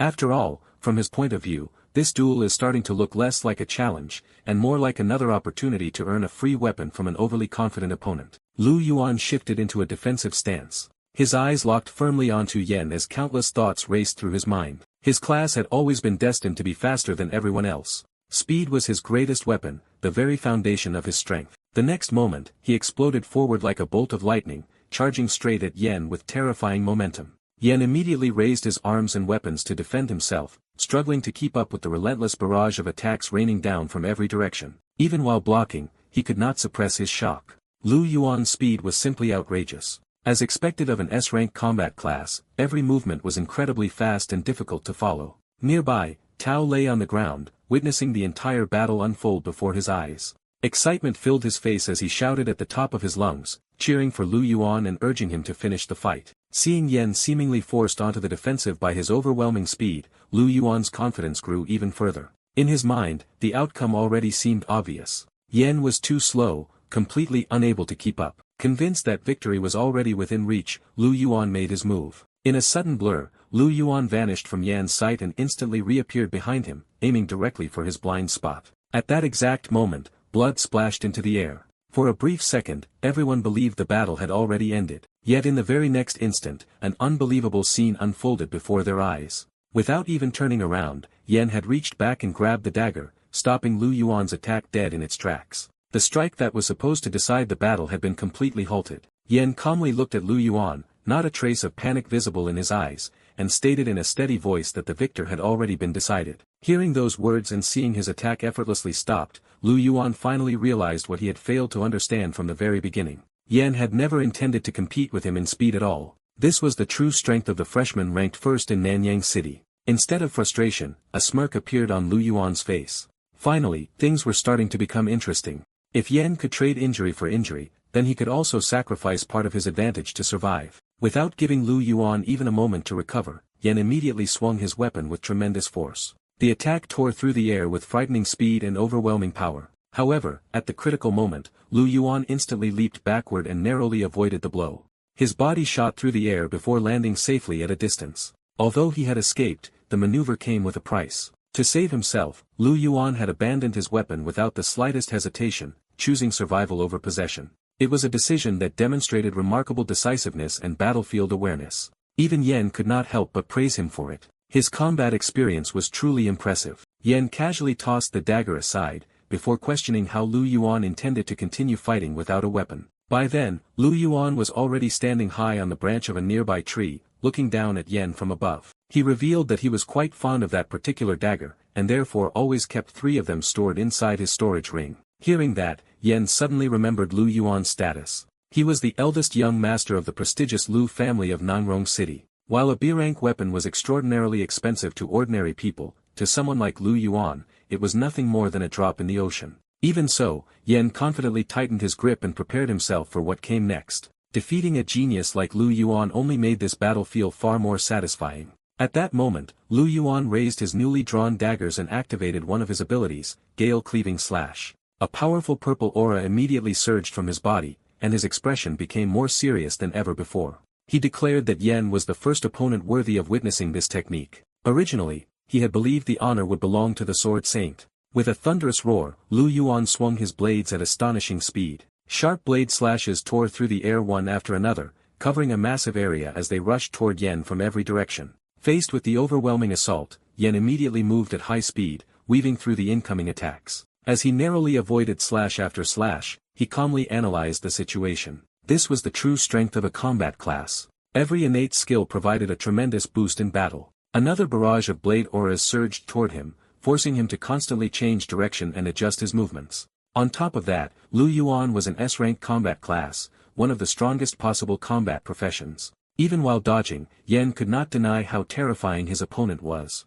Yet the longer Yen observed the attacks, the more he noticed a flaw. Although Lu Yuan's close-quarters speed was extraordinary, the blade auras themselves were noticeably slower. Releasing such large-scale wind attacks also had to consume a tremendous amount of stamina. In Yan's mind, the path to victory became clear. Hiding and waiting for a single decisive strike was his only chance. After all, revealing his true innate skill was not an option. Meanwhile, Lu Yuan finally realized that Yen had vanished completely. He stopped attacking and carefully scanned the battlefield. The surroundings suddenly fell silent. Standing amidst the destruction he had created, Lu Yuan calmly acknowledged that Yen had hidden himself, calling it a wise decision. Then he gathered Gale Aura around himself once more and shouted that hiding would become meaningless once there was nowhere left to hide. As soon as he finished speaking, another huge wave of slash erupted from his blades, devastating everything in their path. The surrounding forest suffered immensely under the relentless bombardment. Massive trees were sliced apart one after another, crashing to the ground with deafening thunderous noises.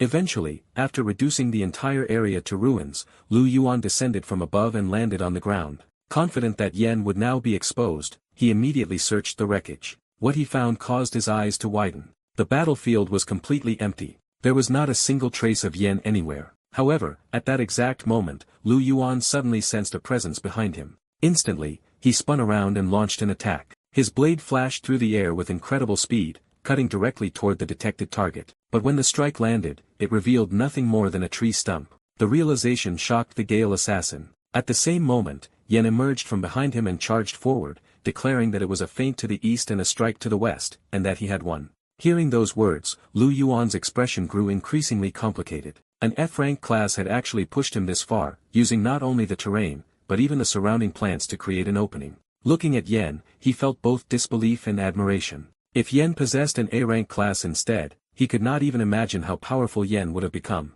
Yet despite that admiration, he refused to accept defeat. Raising his dagger, he reminded himself that no matter how impressive Yen was, he remained an F-rank class, while he himself was a genuine S-rank combat class. Losing like this was simply unacceptable. Without hesitation, Lu Yuan activated another ability called Gale Ring Shield. A powerful barrier instantly materialized before him, standing firmly between himself and Yen while completely blocking the attack path. Seeing the shield appear, Yen was briefly shocked. He immediately realized that Lu Yuan had already surpassed level 20 and gained another innate skill. Even so, his confidence did not waver in the slightest. His cyan steel sword was not merely for decoration. The pressure radiating from the blade rapidly intensified, causing cracks to spread across the surface of the shield. At the same time, even Yan's sword began vibrating under the tremendous force being exerted. Then, in the next instant, boom. The barrier shattered completely, fragments of energy exploding in every direction as the shield broke apart. The remaining force of the attack slammed directly into Lu Yuan, launching him a tremendous distance away. Yen silently watched as his opponent disappeared into the distance, before looking ahead and considering whether he should pursue him. For a brief moment, the thought crossed his mind. However, the battle had clearly not reached the point of life and death. More importantly, Lu Yuan was not a bad person. In his previous life, he remembered Lu Yuan had even led the Lu family in resisting the monster invasion. Meanwhile, far away from the battlefield, Lu Yuan lay sprawled across the ground in a miserable state. Every part of his body ached, and his stamina had been pushed to the brink of exhaustion. Even so, the fire in his eyes had not gone out completely. Deep down, he still refused to admit defeat. The battle was not over yet. If Yen came any closer, he planned to unleash a wind blade at point-blank range, determined to cripple his opponent and continue fighting. However, another realization quietly surfaced. He was an S-rank combat class, someone who should have stood far above ordinary geniuses, yet he had been pushed into such a desperate situation by someone with an F-rank class. The more he thought about it, the more unbelievable it seemed. For the first time, Lu Yuan truly understood that an F-rank class could also grow into something terrifyingly powerful. But he still believed that the potential of an S-rank class was ultimately greater. That's when he noticed Yen approaching from the distance. Instantly, his focus sharpened. Assuming the battle was about to resume, he secretly prepared one of his daggers for a final surprise attack. His eyes never left Yen for even a second. Yet just when he was ready to strike, something completely unexpected happened. Yen stopped in front of him and calmly extended his hand. The gesture left Lu Yuan stunned. Confusion filled his face as he stared at the outstretched hand, unable to understand what was happening. Then Yen spoke, saying that the battle had ended in a draw and that Lu Yuan was truly strong. Still confused, Lu Yuan questioned what Yen meant by that. In response, Yen smiled slightly and explained that Lu Yuan was an opponent worthy of his attention and that he considered the match a tie. For a brief moment, Lu Yuan simply stared at him in silence. Then he finally understood what he was seeing. There was no mockery, arrogance, or contempt in Yen's eyes. It was genuine acknowledgement. Yen did not look down on him at all. Instead, he recognized his strength. He realized Yen was equally strong as him. His expression gradually softened as he accepted a truth that every powerhouse eventually learns. There was always a higher mountain and there would always be someone stronger. Afterward, the two young men reached out and firmly shook hands. Looking directly at Yen, Lu Yuan openly admitted that Yen was a true powerhouse. Someone worthy of being regarded as his rival.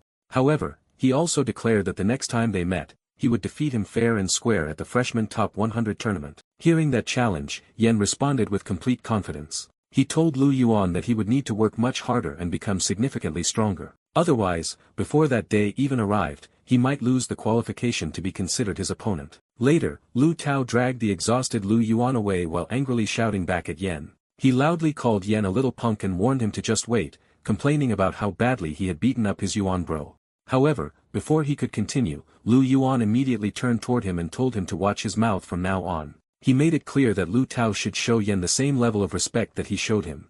Hearing those words, Lu Tao could only obediently nod his head. A smile appeared on Lu Yuan's face as he declared that the next time they met, he would go all out and defeat him for sure. From a distance, Yen watched the pair leave and responded with only a faint smile. Inwardly, however, he found the statement somewhat amusing. If Lu Yuan had truly gone all out from the very beginning, then the moment he shouted the name of his first skill, the battle might have already been decided. After all, Gale Rending Slash possessed far more variations and applications than Lu Yuan realized. There were countless ways Yen could tweak and exploit the skill. Still, despite the satisfaction of finding a worthy opponent, he could not help feeling slightly disappointed. After such a fierce battle, he had gained almost nothing tangible. Since the fight had ended in a draw, he had even returned the dagger. Thinking about it now, the entire exchange felt suspiciously close to working for nothing. Yen let out a quiet sigh as that thought crossed his mind. Yet before he could dwell on it any longer, his attention instantly drew nearby. Whatever it was, it clearly wasn't ordinary. A realization flashed through his mind.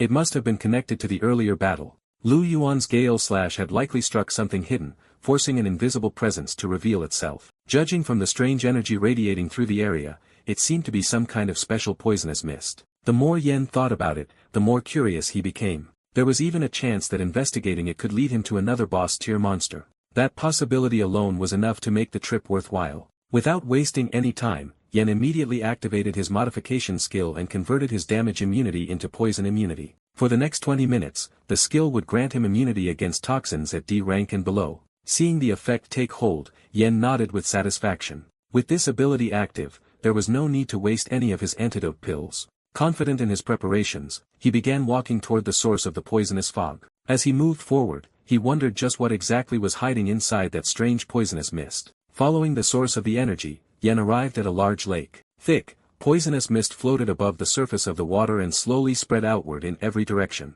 After observing it for a moment, he said, "It's spreading out from the center of the lake.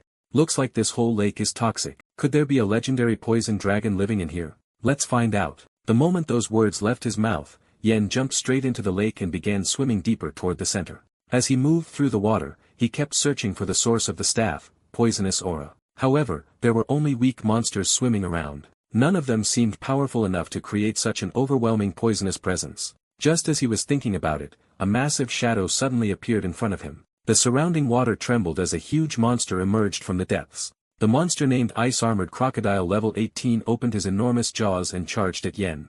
But Yen quickly dodged its jaws and realized, there is a big guy in the water. It was obvious that the monster saw him as prey and intended to swallow him whole. But instead of panicking, Yen remained. The monster continued pursuing Yen. But instead of feeling threatened, Yen felt slightly pleased. Since the creature had come to him on its own, he figured he would begrudgingly accept the free materials it was delivering.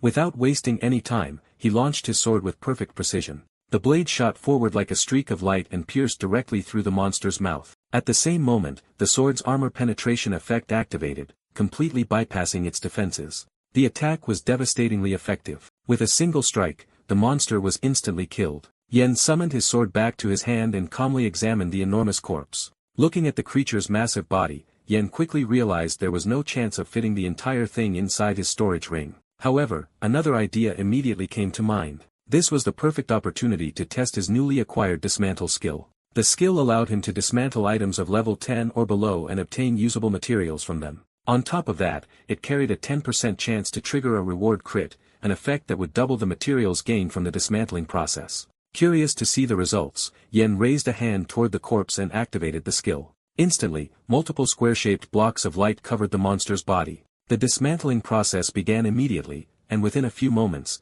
it was completed. The results quickly appeared before him. First, he obtained ice armor crocodile bones, materials that could be used to craft low-level weapons. Next came the monster's meat, followed by its hide. The hide was a leather material that possessed valuable ice resistance properties, making it particularly useful. Yen stored all of the materials inside his storage ring while mentally evaluating their worth. Among everything he had obtained, the hide caught his attention the most. It was a genuinely good material, and he decided he would definitely keep it for future use. Just as he finished organizing his loot, something suddenly made him glance behind him. Only then did he realize how much the environment had changed. A massive amount of poisonous mist was drifting through the area, much closer than before. He had been so noticed how close he had gotten to the source of the strange toxic fog. His curiosity was immediately piqued. Turning toward the source, he decided to investigate further and find out exactly what was hidden within it. As he advanced through the poisonous mist, he continued getting closer and closer to its origin. Before long, he was close enough to observe the surrounding terrain. Everything around him had been warped and corrupted by toxins. Seeing that sight, Yen could not help wondering if his luck was truly this good. Choosing caution over recklessness, Yen first observed the area from a distance. Then, the moment he finally got a clear look at what was hidden there, his eyes widened in amazement. Before him slept the poison dragon, a level 43 monster. It was a female dragon that was still in its growth phase. Even so, it was already laying eggs, and its level had reached an astonishing 43. Yen stared at the scene in disbelief. It truly was a poison dragon. Despite not having reached maturity yet, it already possessed terrifying strength. A confident smile slowly appeared on his face as he evaluated the situation. As expected of a legendary high-tier monster, once it fully matured, it would likely reach at least level 70. His gaze then shifted toward the dragon eggs nearby. With his universal crafting skill, the potential of those eggs could be pushed even higher. If he could find an opportunity to steal them, the rewards would be immeasurable. In his mind, he even justified the plan by reminding himself of all the humans who had died in this place. Scattered before the poison dragon were several human skeletons, silent evidence of its victims. Taking those eggs could be considered revenge on behalf of everyone who had lost their lives here. Suddenly, the entire area began shaking violently, as if a powerful earthquake had struck. The ground trembled beneath Yen's feet, and a deep rumbling sound echoed through the surroundings. Instantly alert, Yen looked upward and wondered if it was what he thought it was. A moment later, his suspicions were confirmed.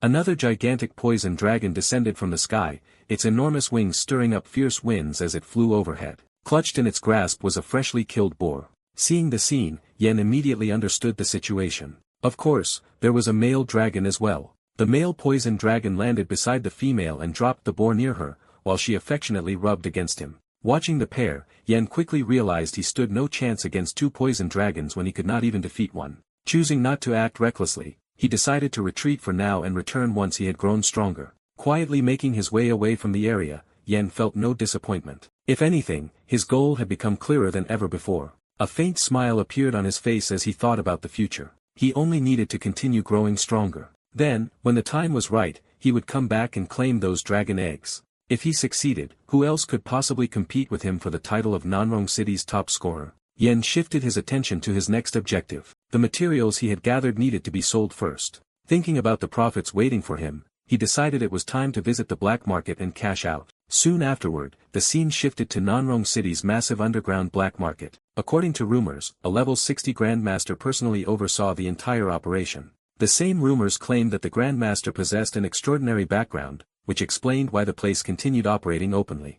As Yen walked through the bustling underground market, he recalled what he knew from his previous life. As long as nothing truly major happened there, the authorities generally turned a blind eye. That unofficial protection made countless transactions possible, while also concealing more than a few sins. Eventually, Yen stopped in front of a particular shop. Looking at it, he immediately recognized the place. According to his memories from his previous life, this was one of the most reliable black market shops around. Inside, a hot woman stood casually smoking while two men in front of her desperately tried to negotiate. One of them complained that it had not been easy for the brothers to obtain their haul and asked if she could increase the price slightly. The woman remained completely unmoved. She calmly replied that she was already offering the highest price on the entire street. If they were unhappy with the offer, they were free to leave. Just then, her eyes drifted past them and landed on Yen standing near the entrance. Calling out to him, she casually asked whether the high school kid had something to sell as well. The brothers immediately turned their attention toward Yen. One of them looked him up and down before mocking his appearance, pointing out that he did not even own a proper outfit and questioning what valuable goods he could possibly have. The other brother directly gestured toward the exit, telling to get lost and stop wasting their boss's time. In response, Yen simply raised his hand and revealed the storage ring on his finger, casually stating that he did not really have anything special to sell. The moment the two brothers saw the storage ring, they froze. Their eyes widened as they stared at the expensive item in disbelief, wondering how someone like him could possess something so valuable. Without bothering to explain, Yen extended his hand and calmly announced that this was everything he had. Instantly, piles of monster materials appeared before everyone. The goods included all the valuable items he had collected throughout the raid, along with the materials he had obtained during his dungeon hunt. The two brothers were left completely stunned, and even the shop owner showed visible surprise. Among the items was ice-armored crocodile hide, causing her to wonder whether this kid had actually ventured into the deepest regions of Poison Dragon Valley. Then Yen revealed the most valuable item in his inventory. It was a magic crystal he got from Miasma Toad. The two brothers could only stare with wide eyes, their minds going blank from shock. Both men found themselves wondering who this mysterious kid really was. Completely ignoring their reactions, Yen calmly turned to the shop owner and asked her to tally everything up and tell him its total value. He added that she should hurry, since he would not want to delay the two brothers who were staring at the magic crystal, practically drooling over the priceless treasure before their eyes. The scene shifted to Yen sitting with Boss Chin inside her VIP room. After reviewing all the goods he had brought, she informed him that, according to their agreement, the materials were worth $78,500. As for the magic crystal, it was valued at $150,000. Altogether, the total came to $238,500. She then handed him a VIP card and explained that the entire amount had been deposited onto it. Yen smiled and praised Boss Chin for being straightforward in business. Just as he reached out to take the card, she stopped him for a moment and added that the gold card also represented his status as a VIP customer of Jin Yu Pavilion. If he obtained more magic crystals in the future, she promised to offer him a 10% premium when purchasing them. Yen accepted the card and thanked her for her generosity. As he headed toward the exit, he reflected on why he had chosen to trade with her. In his previous life, Boss Chin had always been fair and reliable. However, he also understood that the VIP card and preferential treatment were clear signs that she valued his future potential. After leaving the shop, Yen noticed two shadowy figures in the distance, casually smoking cigars. They looked suspicious, but he merely smiled. At his current level, he wasn't worried about them posing any real threat. As he walked through the underground market, his thoughts drifted toward his future goals.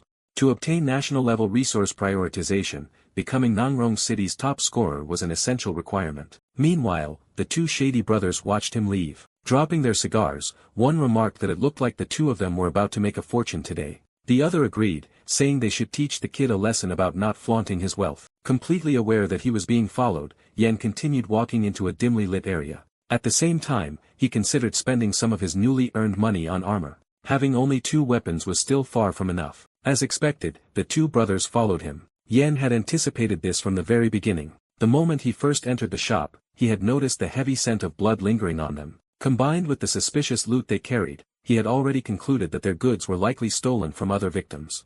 Turning into a deserted alleyway, Yen calmly thought that dealing with them would simply be another way of accumulating good karma. Believing they had cornered their prey, the two brothers finally revealed themselves. One laughed, saying the kid had practically chosen his own grave. The other added that once they finished him off in such an isolated alley, nobody would discover the body until it started to stink. Yet when they stepped forward, Yen simply turned around and smiled. He informed them that they were incredibly slow, and that he had been waiting for them for ages. The first brother, Lu Dali, a level 17 D-rank combat class known as Butcher, stepped forward and mocked Yen for being nothing more than a high school student. The second brother, Su Yang, a level 16 poison master, boasted that many people had already died at their hands and that Yen would soon join the list. In response, Yen sarcastically claimed he was terrified. After all, he was only an F-rank crafting class and obviously no match for 2 combat classes.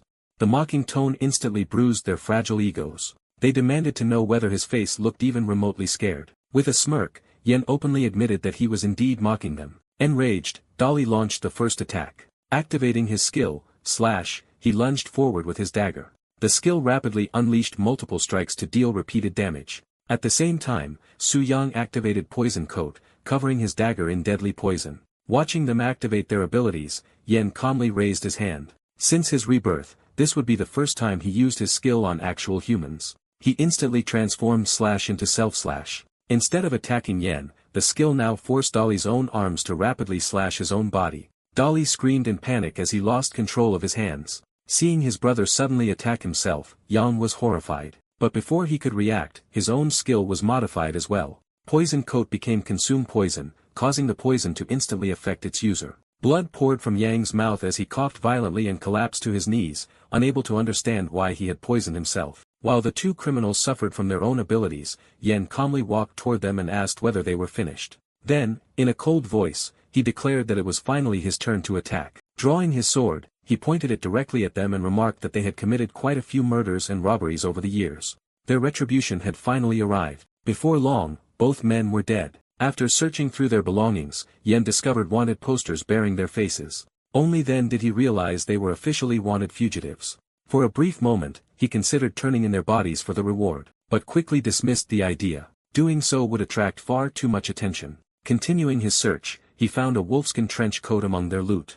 The equipment was level 10 and E-grade quality. Fortunately, it was a piece of armor he could actually use. Although it looked ordinary at first glance, Yen smiled. With his modify skill, changing a single word could transform trash into treasure. Activating the skill, he modified wolfskin trench coat into Jilin skin trench coat. Instantly, the equipment evolved into A-grade quality. Its defense increased dramatically. Its poison resistance improved, and it granted additional agility. More importantly, poisons below D rank could no longer harm the wearer. Yen put on the trench coat and found that it fit perfectly. As expected, modifying the names of special equipment often produced astonishing results. Embroidered across the coat were magical poison Jilin patterns. Although the equipment was not overwhelmingly powerful, it was still an excellent upgrade. Looking at his new gear, Yen smiled and decided it was finally time to head home. The college entrance examination was approaching, and more importantly, it was now his sister's turn to astonish everyone. Meanwhile, back at home, Yen's sister, Yao, was busy studying.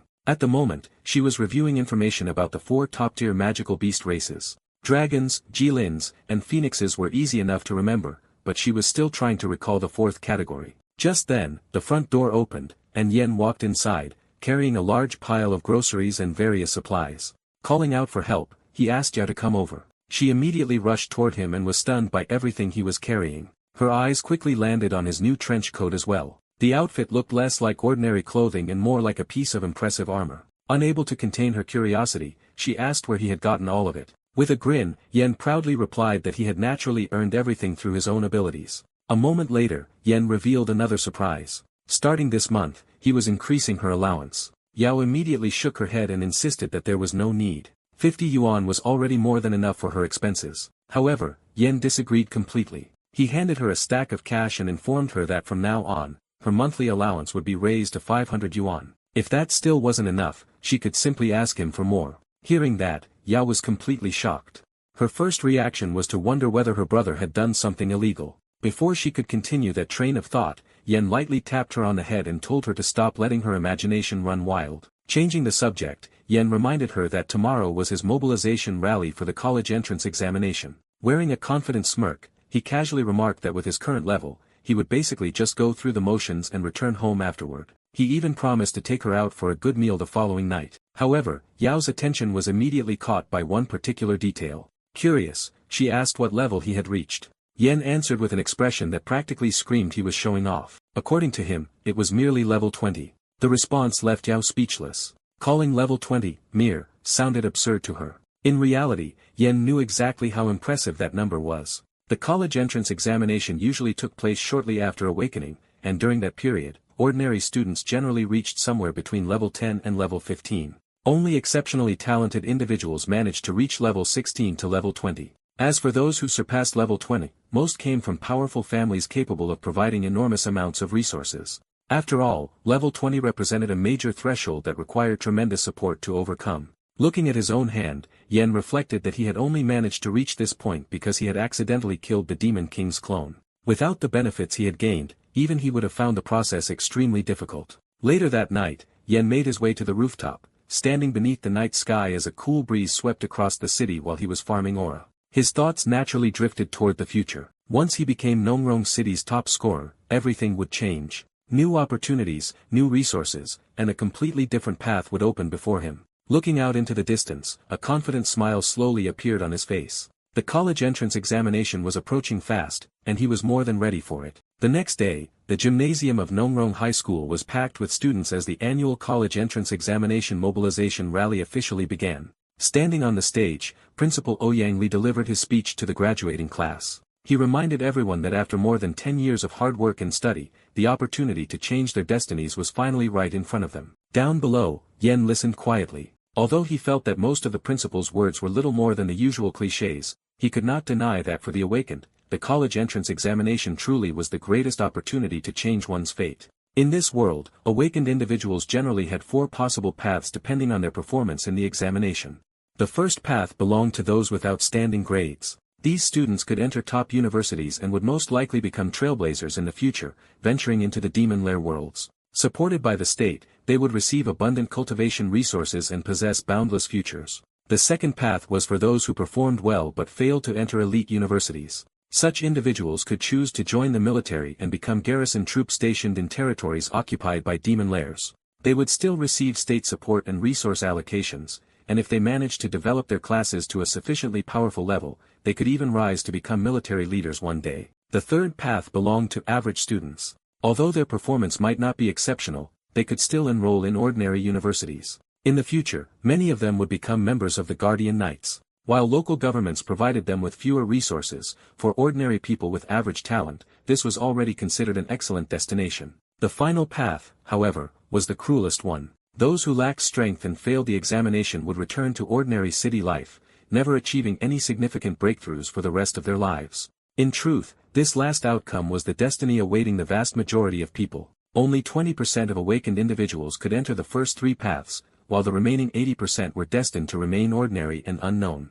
Such was the reality of a world transformed by the demon lair invasion, a strictly hierarchical and brutally unforgiving society where lacking strength meant facing elimination at any moment. Soon, Principal Ouyang announced that his speech had concluded. He then instructed each class's homeroom teacher to begin screening the students. According to the rules, anyone who had already reached level 15 or above would be directly exempted from the preliminary examination. With the announcement made, the principal officially declared the start of the selection process.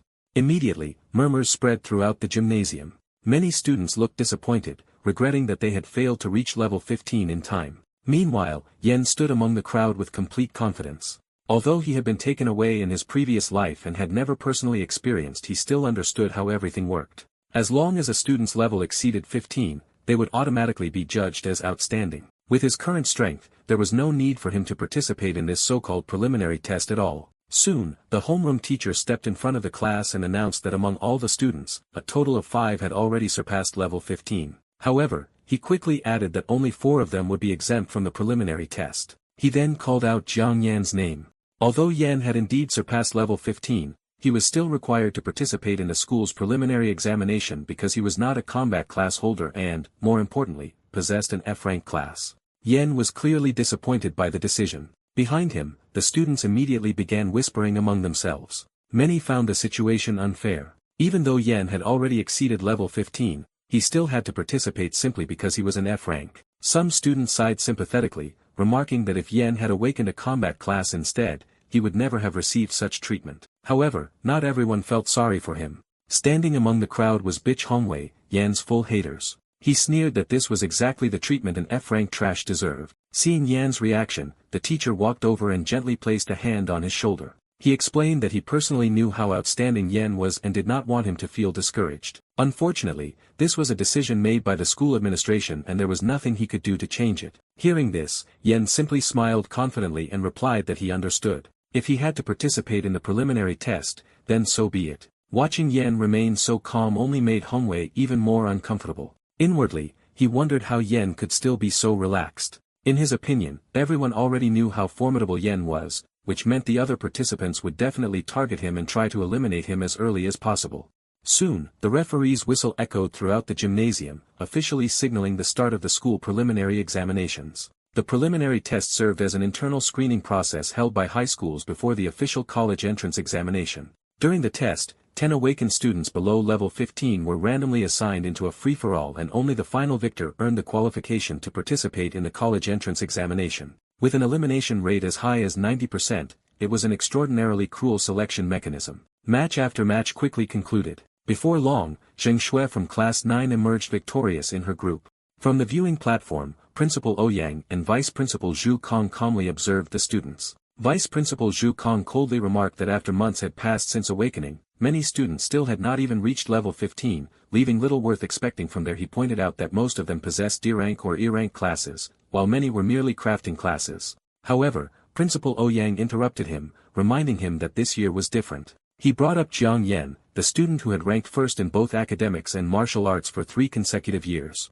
Vice Principal Zhu Kong naturally remembered him. In fact, he admitted that he had once held extremely high expectations for Yan. Unfortunately, Yan had awakened an F-rank class. Looking directly at the principal, Zhu Kong asked whether he truly understood what an originally E-rank had been the lowest possible awakened rank. However, as the number of awakened individuals increased, some exceptionally weak E-rank crafting classes began appearing. These classes were initially labeled as trash classes. Later, because the term sounded too harsh, officials formally changed the designation to F-rank. No matter how talented Yan had once been in academics and martial arts, Zhu Kong firmly believed that the gap created by class rankings was impossible to overcome. In his eyes, Yan had absolutely no chance of winning. Principal Ouyang, however, disagreed. He reminded Zhu Kong that Lord Hui Yuanwu had also started from a weak class, yet he had eventually become a level 70 powerhouse. He cautioned him never to underestimate anyone, especially hard-working students like Jiang Yan. At that moment, the referee blew the whistle once again and called for Group 17 to take their positions. One by one, several students stepped onto the battlefield, and among them was Yan. Every participant carried their chosen weapons, fully prepared for combat. In contrast, Yan entered the arena empty-handed. Despite that, his expression remained completely calm. Finally, it was his turn. He had already promised his sister that he would take her out for a good meal later. Because of that, he had no intention of wasting unnecessary time in this preliminary test. Meanwhile, the students standing opposite Yan had already begun discussing among themselves. One of them spoke up first. He pointed out that Yan was the student who had consistently ranked first in both academics and martial arts for 3 consecutive years. On top of that, his level had already reached 20, which was considerably higher than theirs. However, another student, a spear user, quickly added that although Yan seemed to possess dual S-rank talents, he was still only an F-rank class holder. Perhaps he was not as powerful as everyone believed.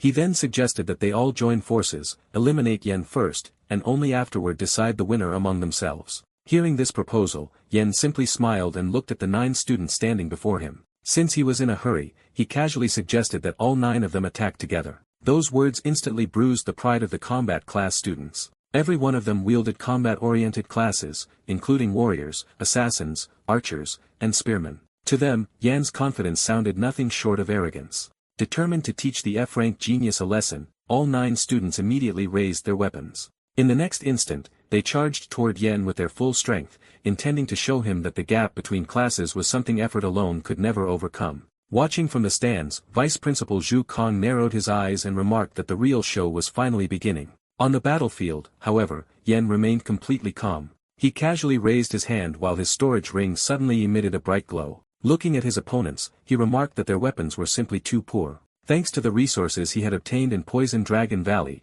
he had been able to purchase a truly decent sword. The next moment, a sword appeared in his hand. The sight immediately shocked both the principal and vice principal. The first thing that caught their attention was the storage ring itself, a treasure of extraordinary value. Then their eyes shifted toward the weapon. Vice Principal Zhu Kong instantly recognized it as an A-rank weapon, something that could only have been forged by a high-level crafting class expert. Before anyone could recover from their shock, Yen moved. His figure blurred across the battlefield with such incredible speed that the spectators could only see a streak of blue light weaving through the crowd. In the blink of an eye, he had already passed all 9 opponents and stopped several meters away, striking a cool and composed pose. Wanting to earn a few extra aura points, he casually told everyone to get lost. The students watching from the stands were utterly dumbfounded. Such terrifying footwork was beyond anything they had expected. Many began questioning whether Yen was truly an F-rank class holder at all. Strangely, none of the 9 students appeared injured. The spear user loudly declared that although Yan's agility was impressive, none of them had suffered any injuries. In his opinion, Yen merely possessed exceptionally high agility attributes. Hearing this, Yen slowly turned around and calmly asked if that was really the case. The next instant, all 9 students suddenly felt something strange. Their collars simultaneously split apart and fell to the ground. The entire arena fell silent. Everyone stared in shock. The students immediately realized the horrifying truth. If Yen had truly intended to kill them, every single one of them would already be dead. At that moment, they finally understood that they were absolutely no match for him. Meanwhile, Yen simply maintained his cool stance and stood silently in place. Without hesitation, all 9 opponents raised their hands and surrendered. The referee promptly announced that the winner of Group 17 was Jiang Yen from Class 1. As Yen calmly walked off the battlefield, he reflected that the official college entrance examination would begin in just 3 days. Since he had already secured victory in the preliminary test, he could now return home and take his sister out for the good meal he had promised her. At the same time, he could not help but chuckle. By revealing the Qin Gang's sword during the preliminary examination, he had also created a perfectly reasonable explanation for possessing such a weapon. This way, no one would unnecessarily come looking for trouble because of it. Up in the viewing gallery, Vice Principal Zhu Kong still looked completely stunned. He could hardly believe that an F-rank student could be this formidable. Principal Ouyang Li, however, merely smiled. In his opinion, anyone capable of obtaining resources from Poison Dragon Valley possessed far greater strength than what Yen had displayed today. Looking toward Zhu Kong, the principal remarked that even Lord Hui Yuanwu had not been this dazzling in his youth. This time, even the vice principal could only nod in agreement. Staring at Yan's departing figure, Principal Ouyang suddenly found himself wondering whether Nanrong No, one middle school which had never produced a city top scorer before, might finally achieve that feat through an F-rank student. Meanwhile, the battle royale continued as one group after another determined its victor. Before long, the referee announced that Group 68 had concluded, with Zhang Dakio from Class 24 emerging as the winner. With that, the school's preliminary examination officially came to an end. A total of 68 students successfully advanced to the next stage. Later, the scene shifted to the winner's waiting area, where Yen sat alone at a table, casually sipping a cup of coffee while organizing his thoughts. Nanrong No, middle school, had well over 1,000 students in a single grade. Since there had been 68 groups, that meant around 680 students had participated in the preliminary test. Combined with the students who had already been exempt because they were above level 15, more than 500 graduates from number 1 middle school alone would be participating in the official college entrance examination. Considering that Nanrong City had a total of 19 high schools, Yen quickly estimated that he would be competing against nearly 10,000 opponents. Becoming the city's top scorer against such an enormous field would be an incredibly difficult challenge. In the final examination, someone unexpectedly sat down beside him. Turning his head, Yan was surprised to see Principal Ouyang Li. Inwardly, he wondered why the principal had come over personally. Seeing Yan's reaction, Principal Ouyang smiled and reminded him that he had ranked first in both academics and martial arts for 3 consecutive years, and that he had personally presented Yan with awards several times already. There was no need to be so surprised. Yan smiled politely and replied that the principal was not only the head of the school, but also one of the 12 guardian deities of Nanrong City. It was only natural for an ordinary student to feel surprised. Hearing that, Principal Ouyang laughed and lightly patted Yan on the back, teasing him for knowing exactly how to flatter people. Then, with a meaningful smile, he admitted that he would be even happier if Yan could bring the title of city top scorer back to number 1 middle school. For a moment, Yan could only stare at him in surprise. He pointed out that this graduating class contained 3 S-rank awakeners and 6 A-rank combat classes, with so many geniuses competing. Was the principal really that optimistic about an F-rank like him? Principal Ouyang smiled without the slightest hesitation. He asked what being an F-rank had to do with anything. After all, even he, one of Nanrong City's 12 guardian deities, possessed nothing more than a C-rank class. Looking directly at Yan, he explained that true strength belonged to the person, not the class. Humanity's greatest ability was the courage to draw its sword against opponents far stronger than themselves. Those words genuinely surprised Yan. Listening to the principal, he realized this powerhouse was completely different from the others he had known. In his previous life, he had barely interacted with Principal Ouyang, but now he understood that the man had never judged him based on his modifier class. A faint smile appeared on Yan's face as he sincerely thanked the principal for his guidance. He then promised that he would give everything he had to bring the title of city top scorer back to number 1 middle school. Satisfied with the answer, Principal Ouyang raised his fist with a grin and declared that this would be a promise between men. Yan immediately bumped fists with him, and both of them laughed. However, the other students could only stare in jealousy. None of them understood why the principal and Yan seemed so fired up over a simple conversation. Some even joked that despite his age, the principal still acted like an overly passionate teenager. That evening, Yan took his sister out for dinner just as he had promised. As the two siblings walked through the streets together, Yan thought to himself that since the official college entrance examination was tomorrow, tonight was the perfect opportunity to indulge a little. Ever since their parents had passed away, they had always lived frugally and had never once eaten at a place like this. When they finally stopped in front of a beautifully decorated restaurant, Yao looked up in surprise and asked whether they were really going to eat there. Smiling, Yan pointed toward the luxurious place that Red Ilro's premium Wagyu grilled meat and confirmed that this was exactly where they would be dining. Yao's eyes widened. She had seen the restaurant online before. Not only was it extremely expensive, but it was also so popular that reservations were required well in advance. Yan confidently showed her their reserved table and proudly declared that her brother had naturally done his homework beforehand. As they stood outside, the siblings quietly admired the elegant surroundings. Looking around, Yao thought that her brother had put so much effort into preparing this surprise. She didn't want to ruin his mood. Although the restaurant was expensive, Yan had recently given her extra allowance. As long as she spent carefully over the next few months, their living expenses would still be enough. More importantly, her brother had his college entrance examination tomorrow, so she wanted him to enjoy himself tonight without any worries. The luxurious restaurant welcomed them with a golden ambience and elegant private dining areas where wealthy guests quietly enjoyed their meals. After taking their seats, a waitress politely asked whether they wished to order a la carte or choose one of the restaurant's recommended set meals. Without hesitation, Yan ordered set meal C, explaining that it contained all of the restaurant's signature dishes. The waitress smiled politely and told them she would prepare everything shortly.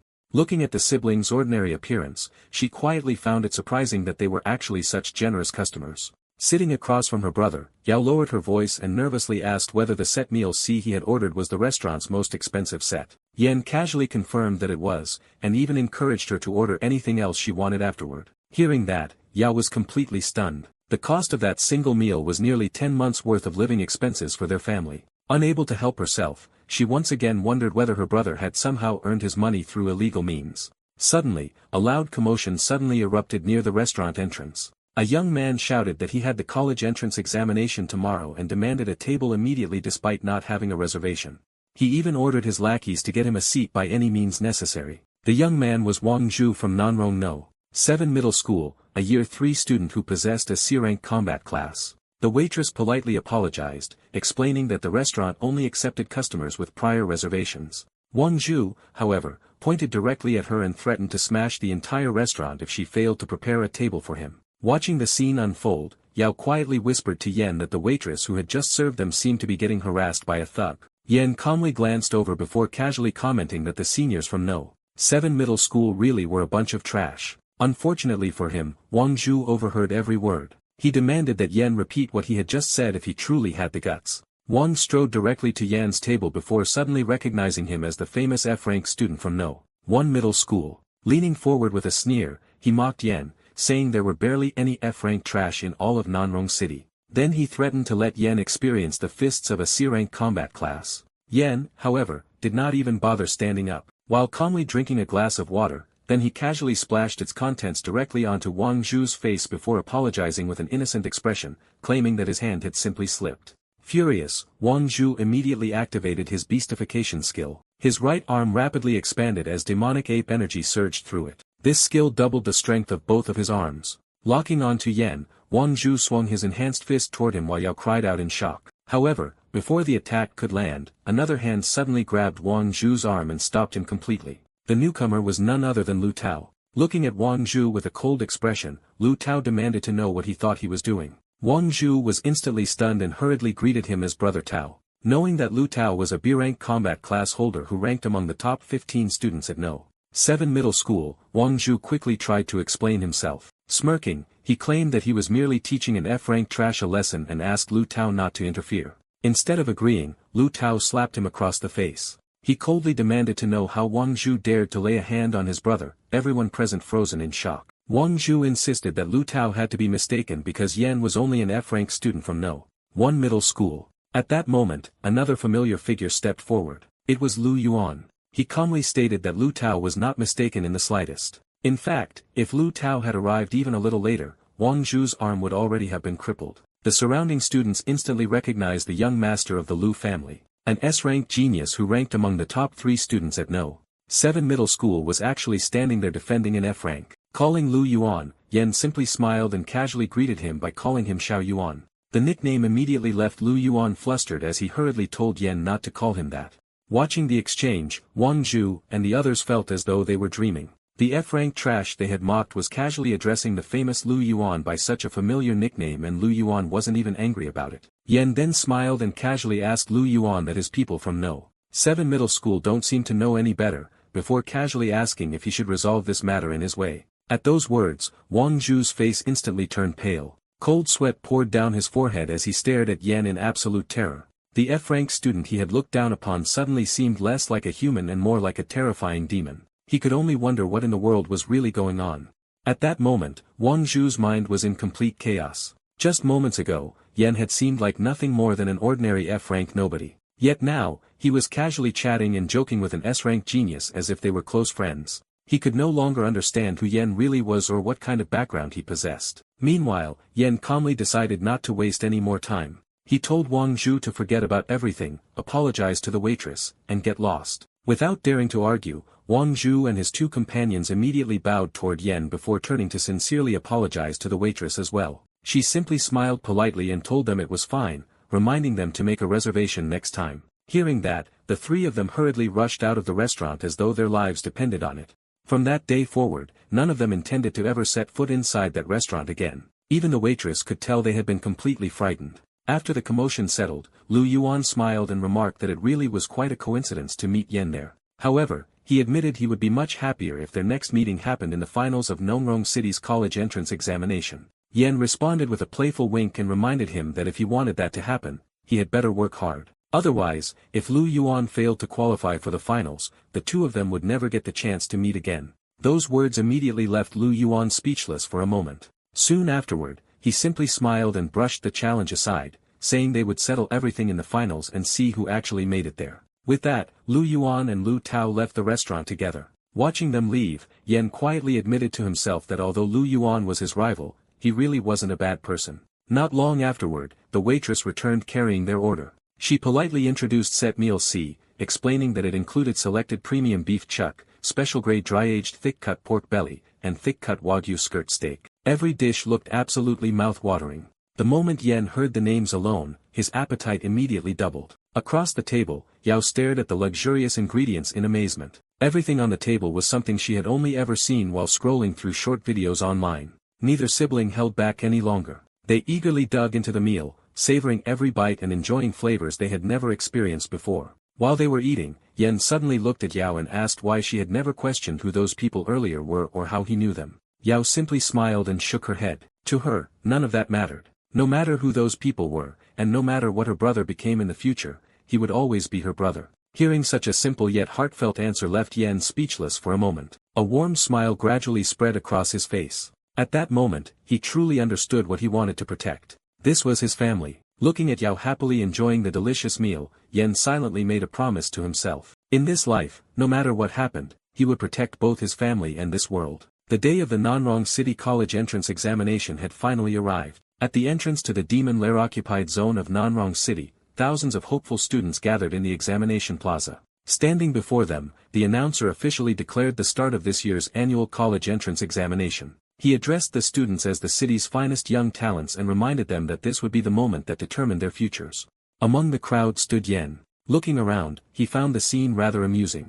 After wearing school uniforms every day for the past 3 years, almost everyone had unanimously decided to wear their own clothes on the day of the examination. Yen, however, was still dressed in his school uniform. After all, he had promised Principal Ouyang Li that he would bring the title of city top scorer back to No. 1 middle school. If he did not wear the uniform, how would everyone know which school had produced the champion? Soon, Lu Sheng, the Deputy Director of Examination Coordination from the Nanrong City Awakened Education Bureau, stepped forward to explain the rules. She was a level 53 awakened expert. According to her, the first phase of this year's examination was extremely straightforward. The students simply needed to hunt magical beasts inside the occupied demon lair and earn points based on the strength of the monsters they defeated. Once the examination ended, only the top 100 participants in total points would advance to the finals. She also explained that every examinee had already received a sensory bracelet, which would automatically determine the point value of each magical beast by analyzing its aura. The examination would last 6 hours,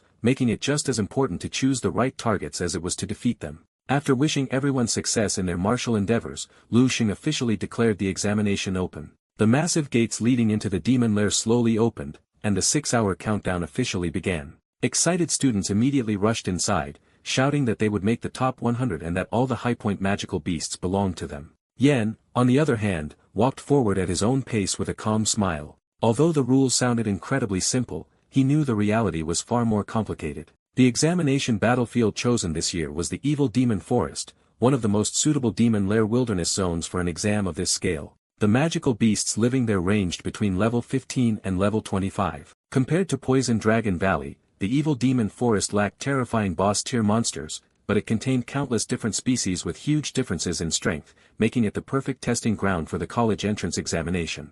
After stepping through the gate, Yen officially entered the Evil Demon Forest. The entire landscape was bathed in an eerie green glow beneath an enormous dark moon hanging high in the sky. Looking at the surroundings, Yen immediately recognized the source of this unusual environment. It was the power of Nanrong City's strongest guardian, the Venerable, whose ability existed to deter high-tier magical beasts from approaching the examination area. Naturally, the school would never gamble with the lives of its students during something as important as the college entrance examination. Although Yen had never personally participated in the exam during his previous life, the powerful figures who had once taken him around had often brought him to this place. Because of that, the Evil Demon Forest still felt somewhat familiar to him despite this being his first official examination. Suddenly, one student stepped forward with an idea. He pointed out that nowhere in the college entrance examination rules did it say students were forbidden from forming teams. If they hunted magical beasts together, the points might be divided equally, but their efficiency would be much higher. His suggestion was immediately welcomed by the others. One student introduced himself as a level 17 shield guardian with exceptional defensive abilities. Yen declared that he was a level 16 healer who could keep the team alive, and Archer confidently announced that he had reached level 18 and could provide long-range support, while a mage also volunteered, saying he specialized in ranged attacks. As the group continued recruiting members, one of them turned toward Yen and asked what class he had awakened. Yen casually answered that he was an F-rank farmer. The atmosphere instantly turned awkward. The students who had been enthusiastically recruiting immediately lost interest. The girl politely dismissed him, telling him to go play by himself instead. Another student couldn't help but wonder how a farmer class had even managed to make it this far into the college entrance examination. The student leading the team even reminded everyone to stay away from Yen, convinced that an F-rank like him would only slow them down. Yen paid no attention to their reactions and simply continued walking deeper into the forest. Being abandoned so easily because of his F rank no longer bothered him as much as it once had. He had gradually grown used to it. Looking toward the sky, a confident smile spread across his face. After all, a true counterattack followed by an overwhelming face slap was the path that suited him best. With that thought, he leaped onto a towering crystal rock formation and summoned his sword from his storage ring. Quietly gripping the weapon, Yen made a silent promise to himself. Before this examination ended, the name Jiang Yen would become the greatest legend of this year's college entrance examination. Meanwhile, inside Nanrong City's examination observation room, principals and influential figures from every high school gathered to watch the live broadcast of the competition. Among them was Jiang Zhendong, the principal of Nanrong No. 3 Middle School. Looking at the giant screens, he wondered just how fierce this year's competition would become, especially since the previous year's city top scorer had only won by the narrowest of margins. Sitting beside him, Sima Ling, the principal of Nanrong No. 7 Middle School, smiled confidently. He proudly declared that his school had produced an S-rank genius this year and believed the title of city top scorer would undoubtedly belong to No. 7 Middle School. Before anyone else could respond, Principal Ouyang Li spoke up. Looking directly at Principal Ling, he reminded him that although Principal Ling himself possessed an A-rank class, he had never actually been stronger than Principal Ouyang, whose class was only C-rank. Judging someone's potential purely by the rank of their class was simply the wrong way to measure strength. Hearing that, Principal Ling let out a mocking laugh and stroked his small mustache. He sarcastically asked whether Principal Ouyang was referring to the F-rank student from No. 1 Middle School, who had ranked first in both academics and martial arts for 3 consecutive years. Sirius believed that an F-rank could become the city's top scorer. Principal Zhang joined the conversation with a smile. While he agreed that class rank alone was not everything, he still believed an F-rank class wasn't even qualified to sit at the same table as the truly talented students. Principal Ouyang's expression immediately darkened. He bluntly told the two principals to stop talking nonsense. His student had already broken multiple novice-based records, achievements that spoke louder than empty speculation ever could. With absolute confidence, he declared that Yen would completely blow their minds before this examination was over. His unwavering faith only made the other two principals laugh even harder. Principal Ling dismissed the achievement, questioning whether breaking records in novice bases was even something worth boasting about. Principal Zhang also laughed, remarking that it seemed No. 1 Middle School truly had no outstanding talents to rely on this year. Principal Ouyang simply looked at the two men with a bitterness, choosing not to argue any further. Suddenly, their conversation was interrupted by excited voices echoing throughout the observation room. The principal's members stared at the scoreboard in disbelief, shouting that only 5 minutes had passed since the examination began. Yet someone had already defeated a magical beast and earned points. They urged everyone to look at the rankings, calling the achievement completely outrageous. The commotion immediately caught the attention of all three principals. Principal Zhang frowned in surprise, wondering which genius from a wealthy family could have accomplished such a feat in only 5 minutes. Beside him, Principal Ouyang's eyes lit up as a thought crossed his mind. Could it really be Yen? A moment later, the rankings refreshed, revealing the name at the very top of the leaderboard. Zhang Yen stood in first place with 36 points. A satisfied smile instantly appeared on Principal Ouyang's face as he quietly praised his student. Meanwhile, Principal Zhang and Sima Ling could only stare at the screen in complete disbelief. Neither of them could understand how an F rank had managed to earn such a high score within the first 5 minutes of the examination. Meanwhile, inside the evil demon forest, Yen calmly pulled his Qinggang sword from the corpse of a freshly defeated magical beast. Looking at the fallen creature, he couldn't help but smile. His luck had been incredible. Almost immediately after entering the examination area, he had encountered a powerful level 20 magical beast, allowing him to secure a huge amount of points right from the start. After retrieving his sword, Yen casually looked ahead. Standing before him were 3 more demonic beasts, all growling cautiously as they stared at the human who had just effortlessly slain one of their own. Yen simply rested his sword on his shoulder and smiled at the 3 beasts without the slightest hint of fear. Looking directly at them, he calmly declared that he would gladly accept the points from all 3 of them as well.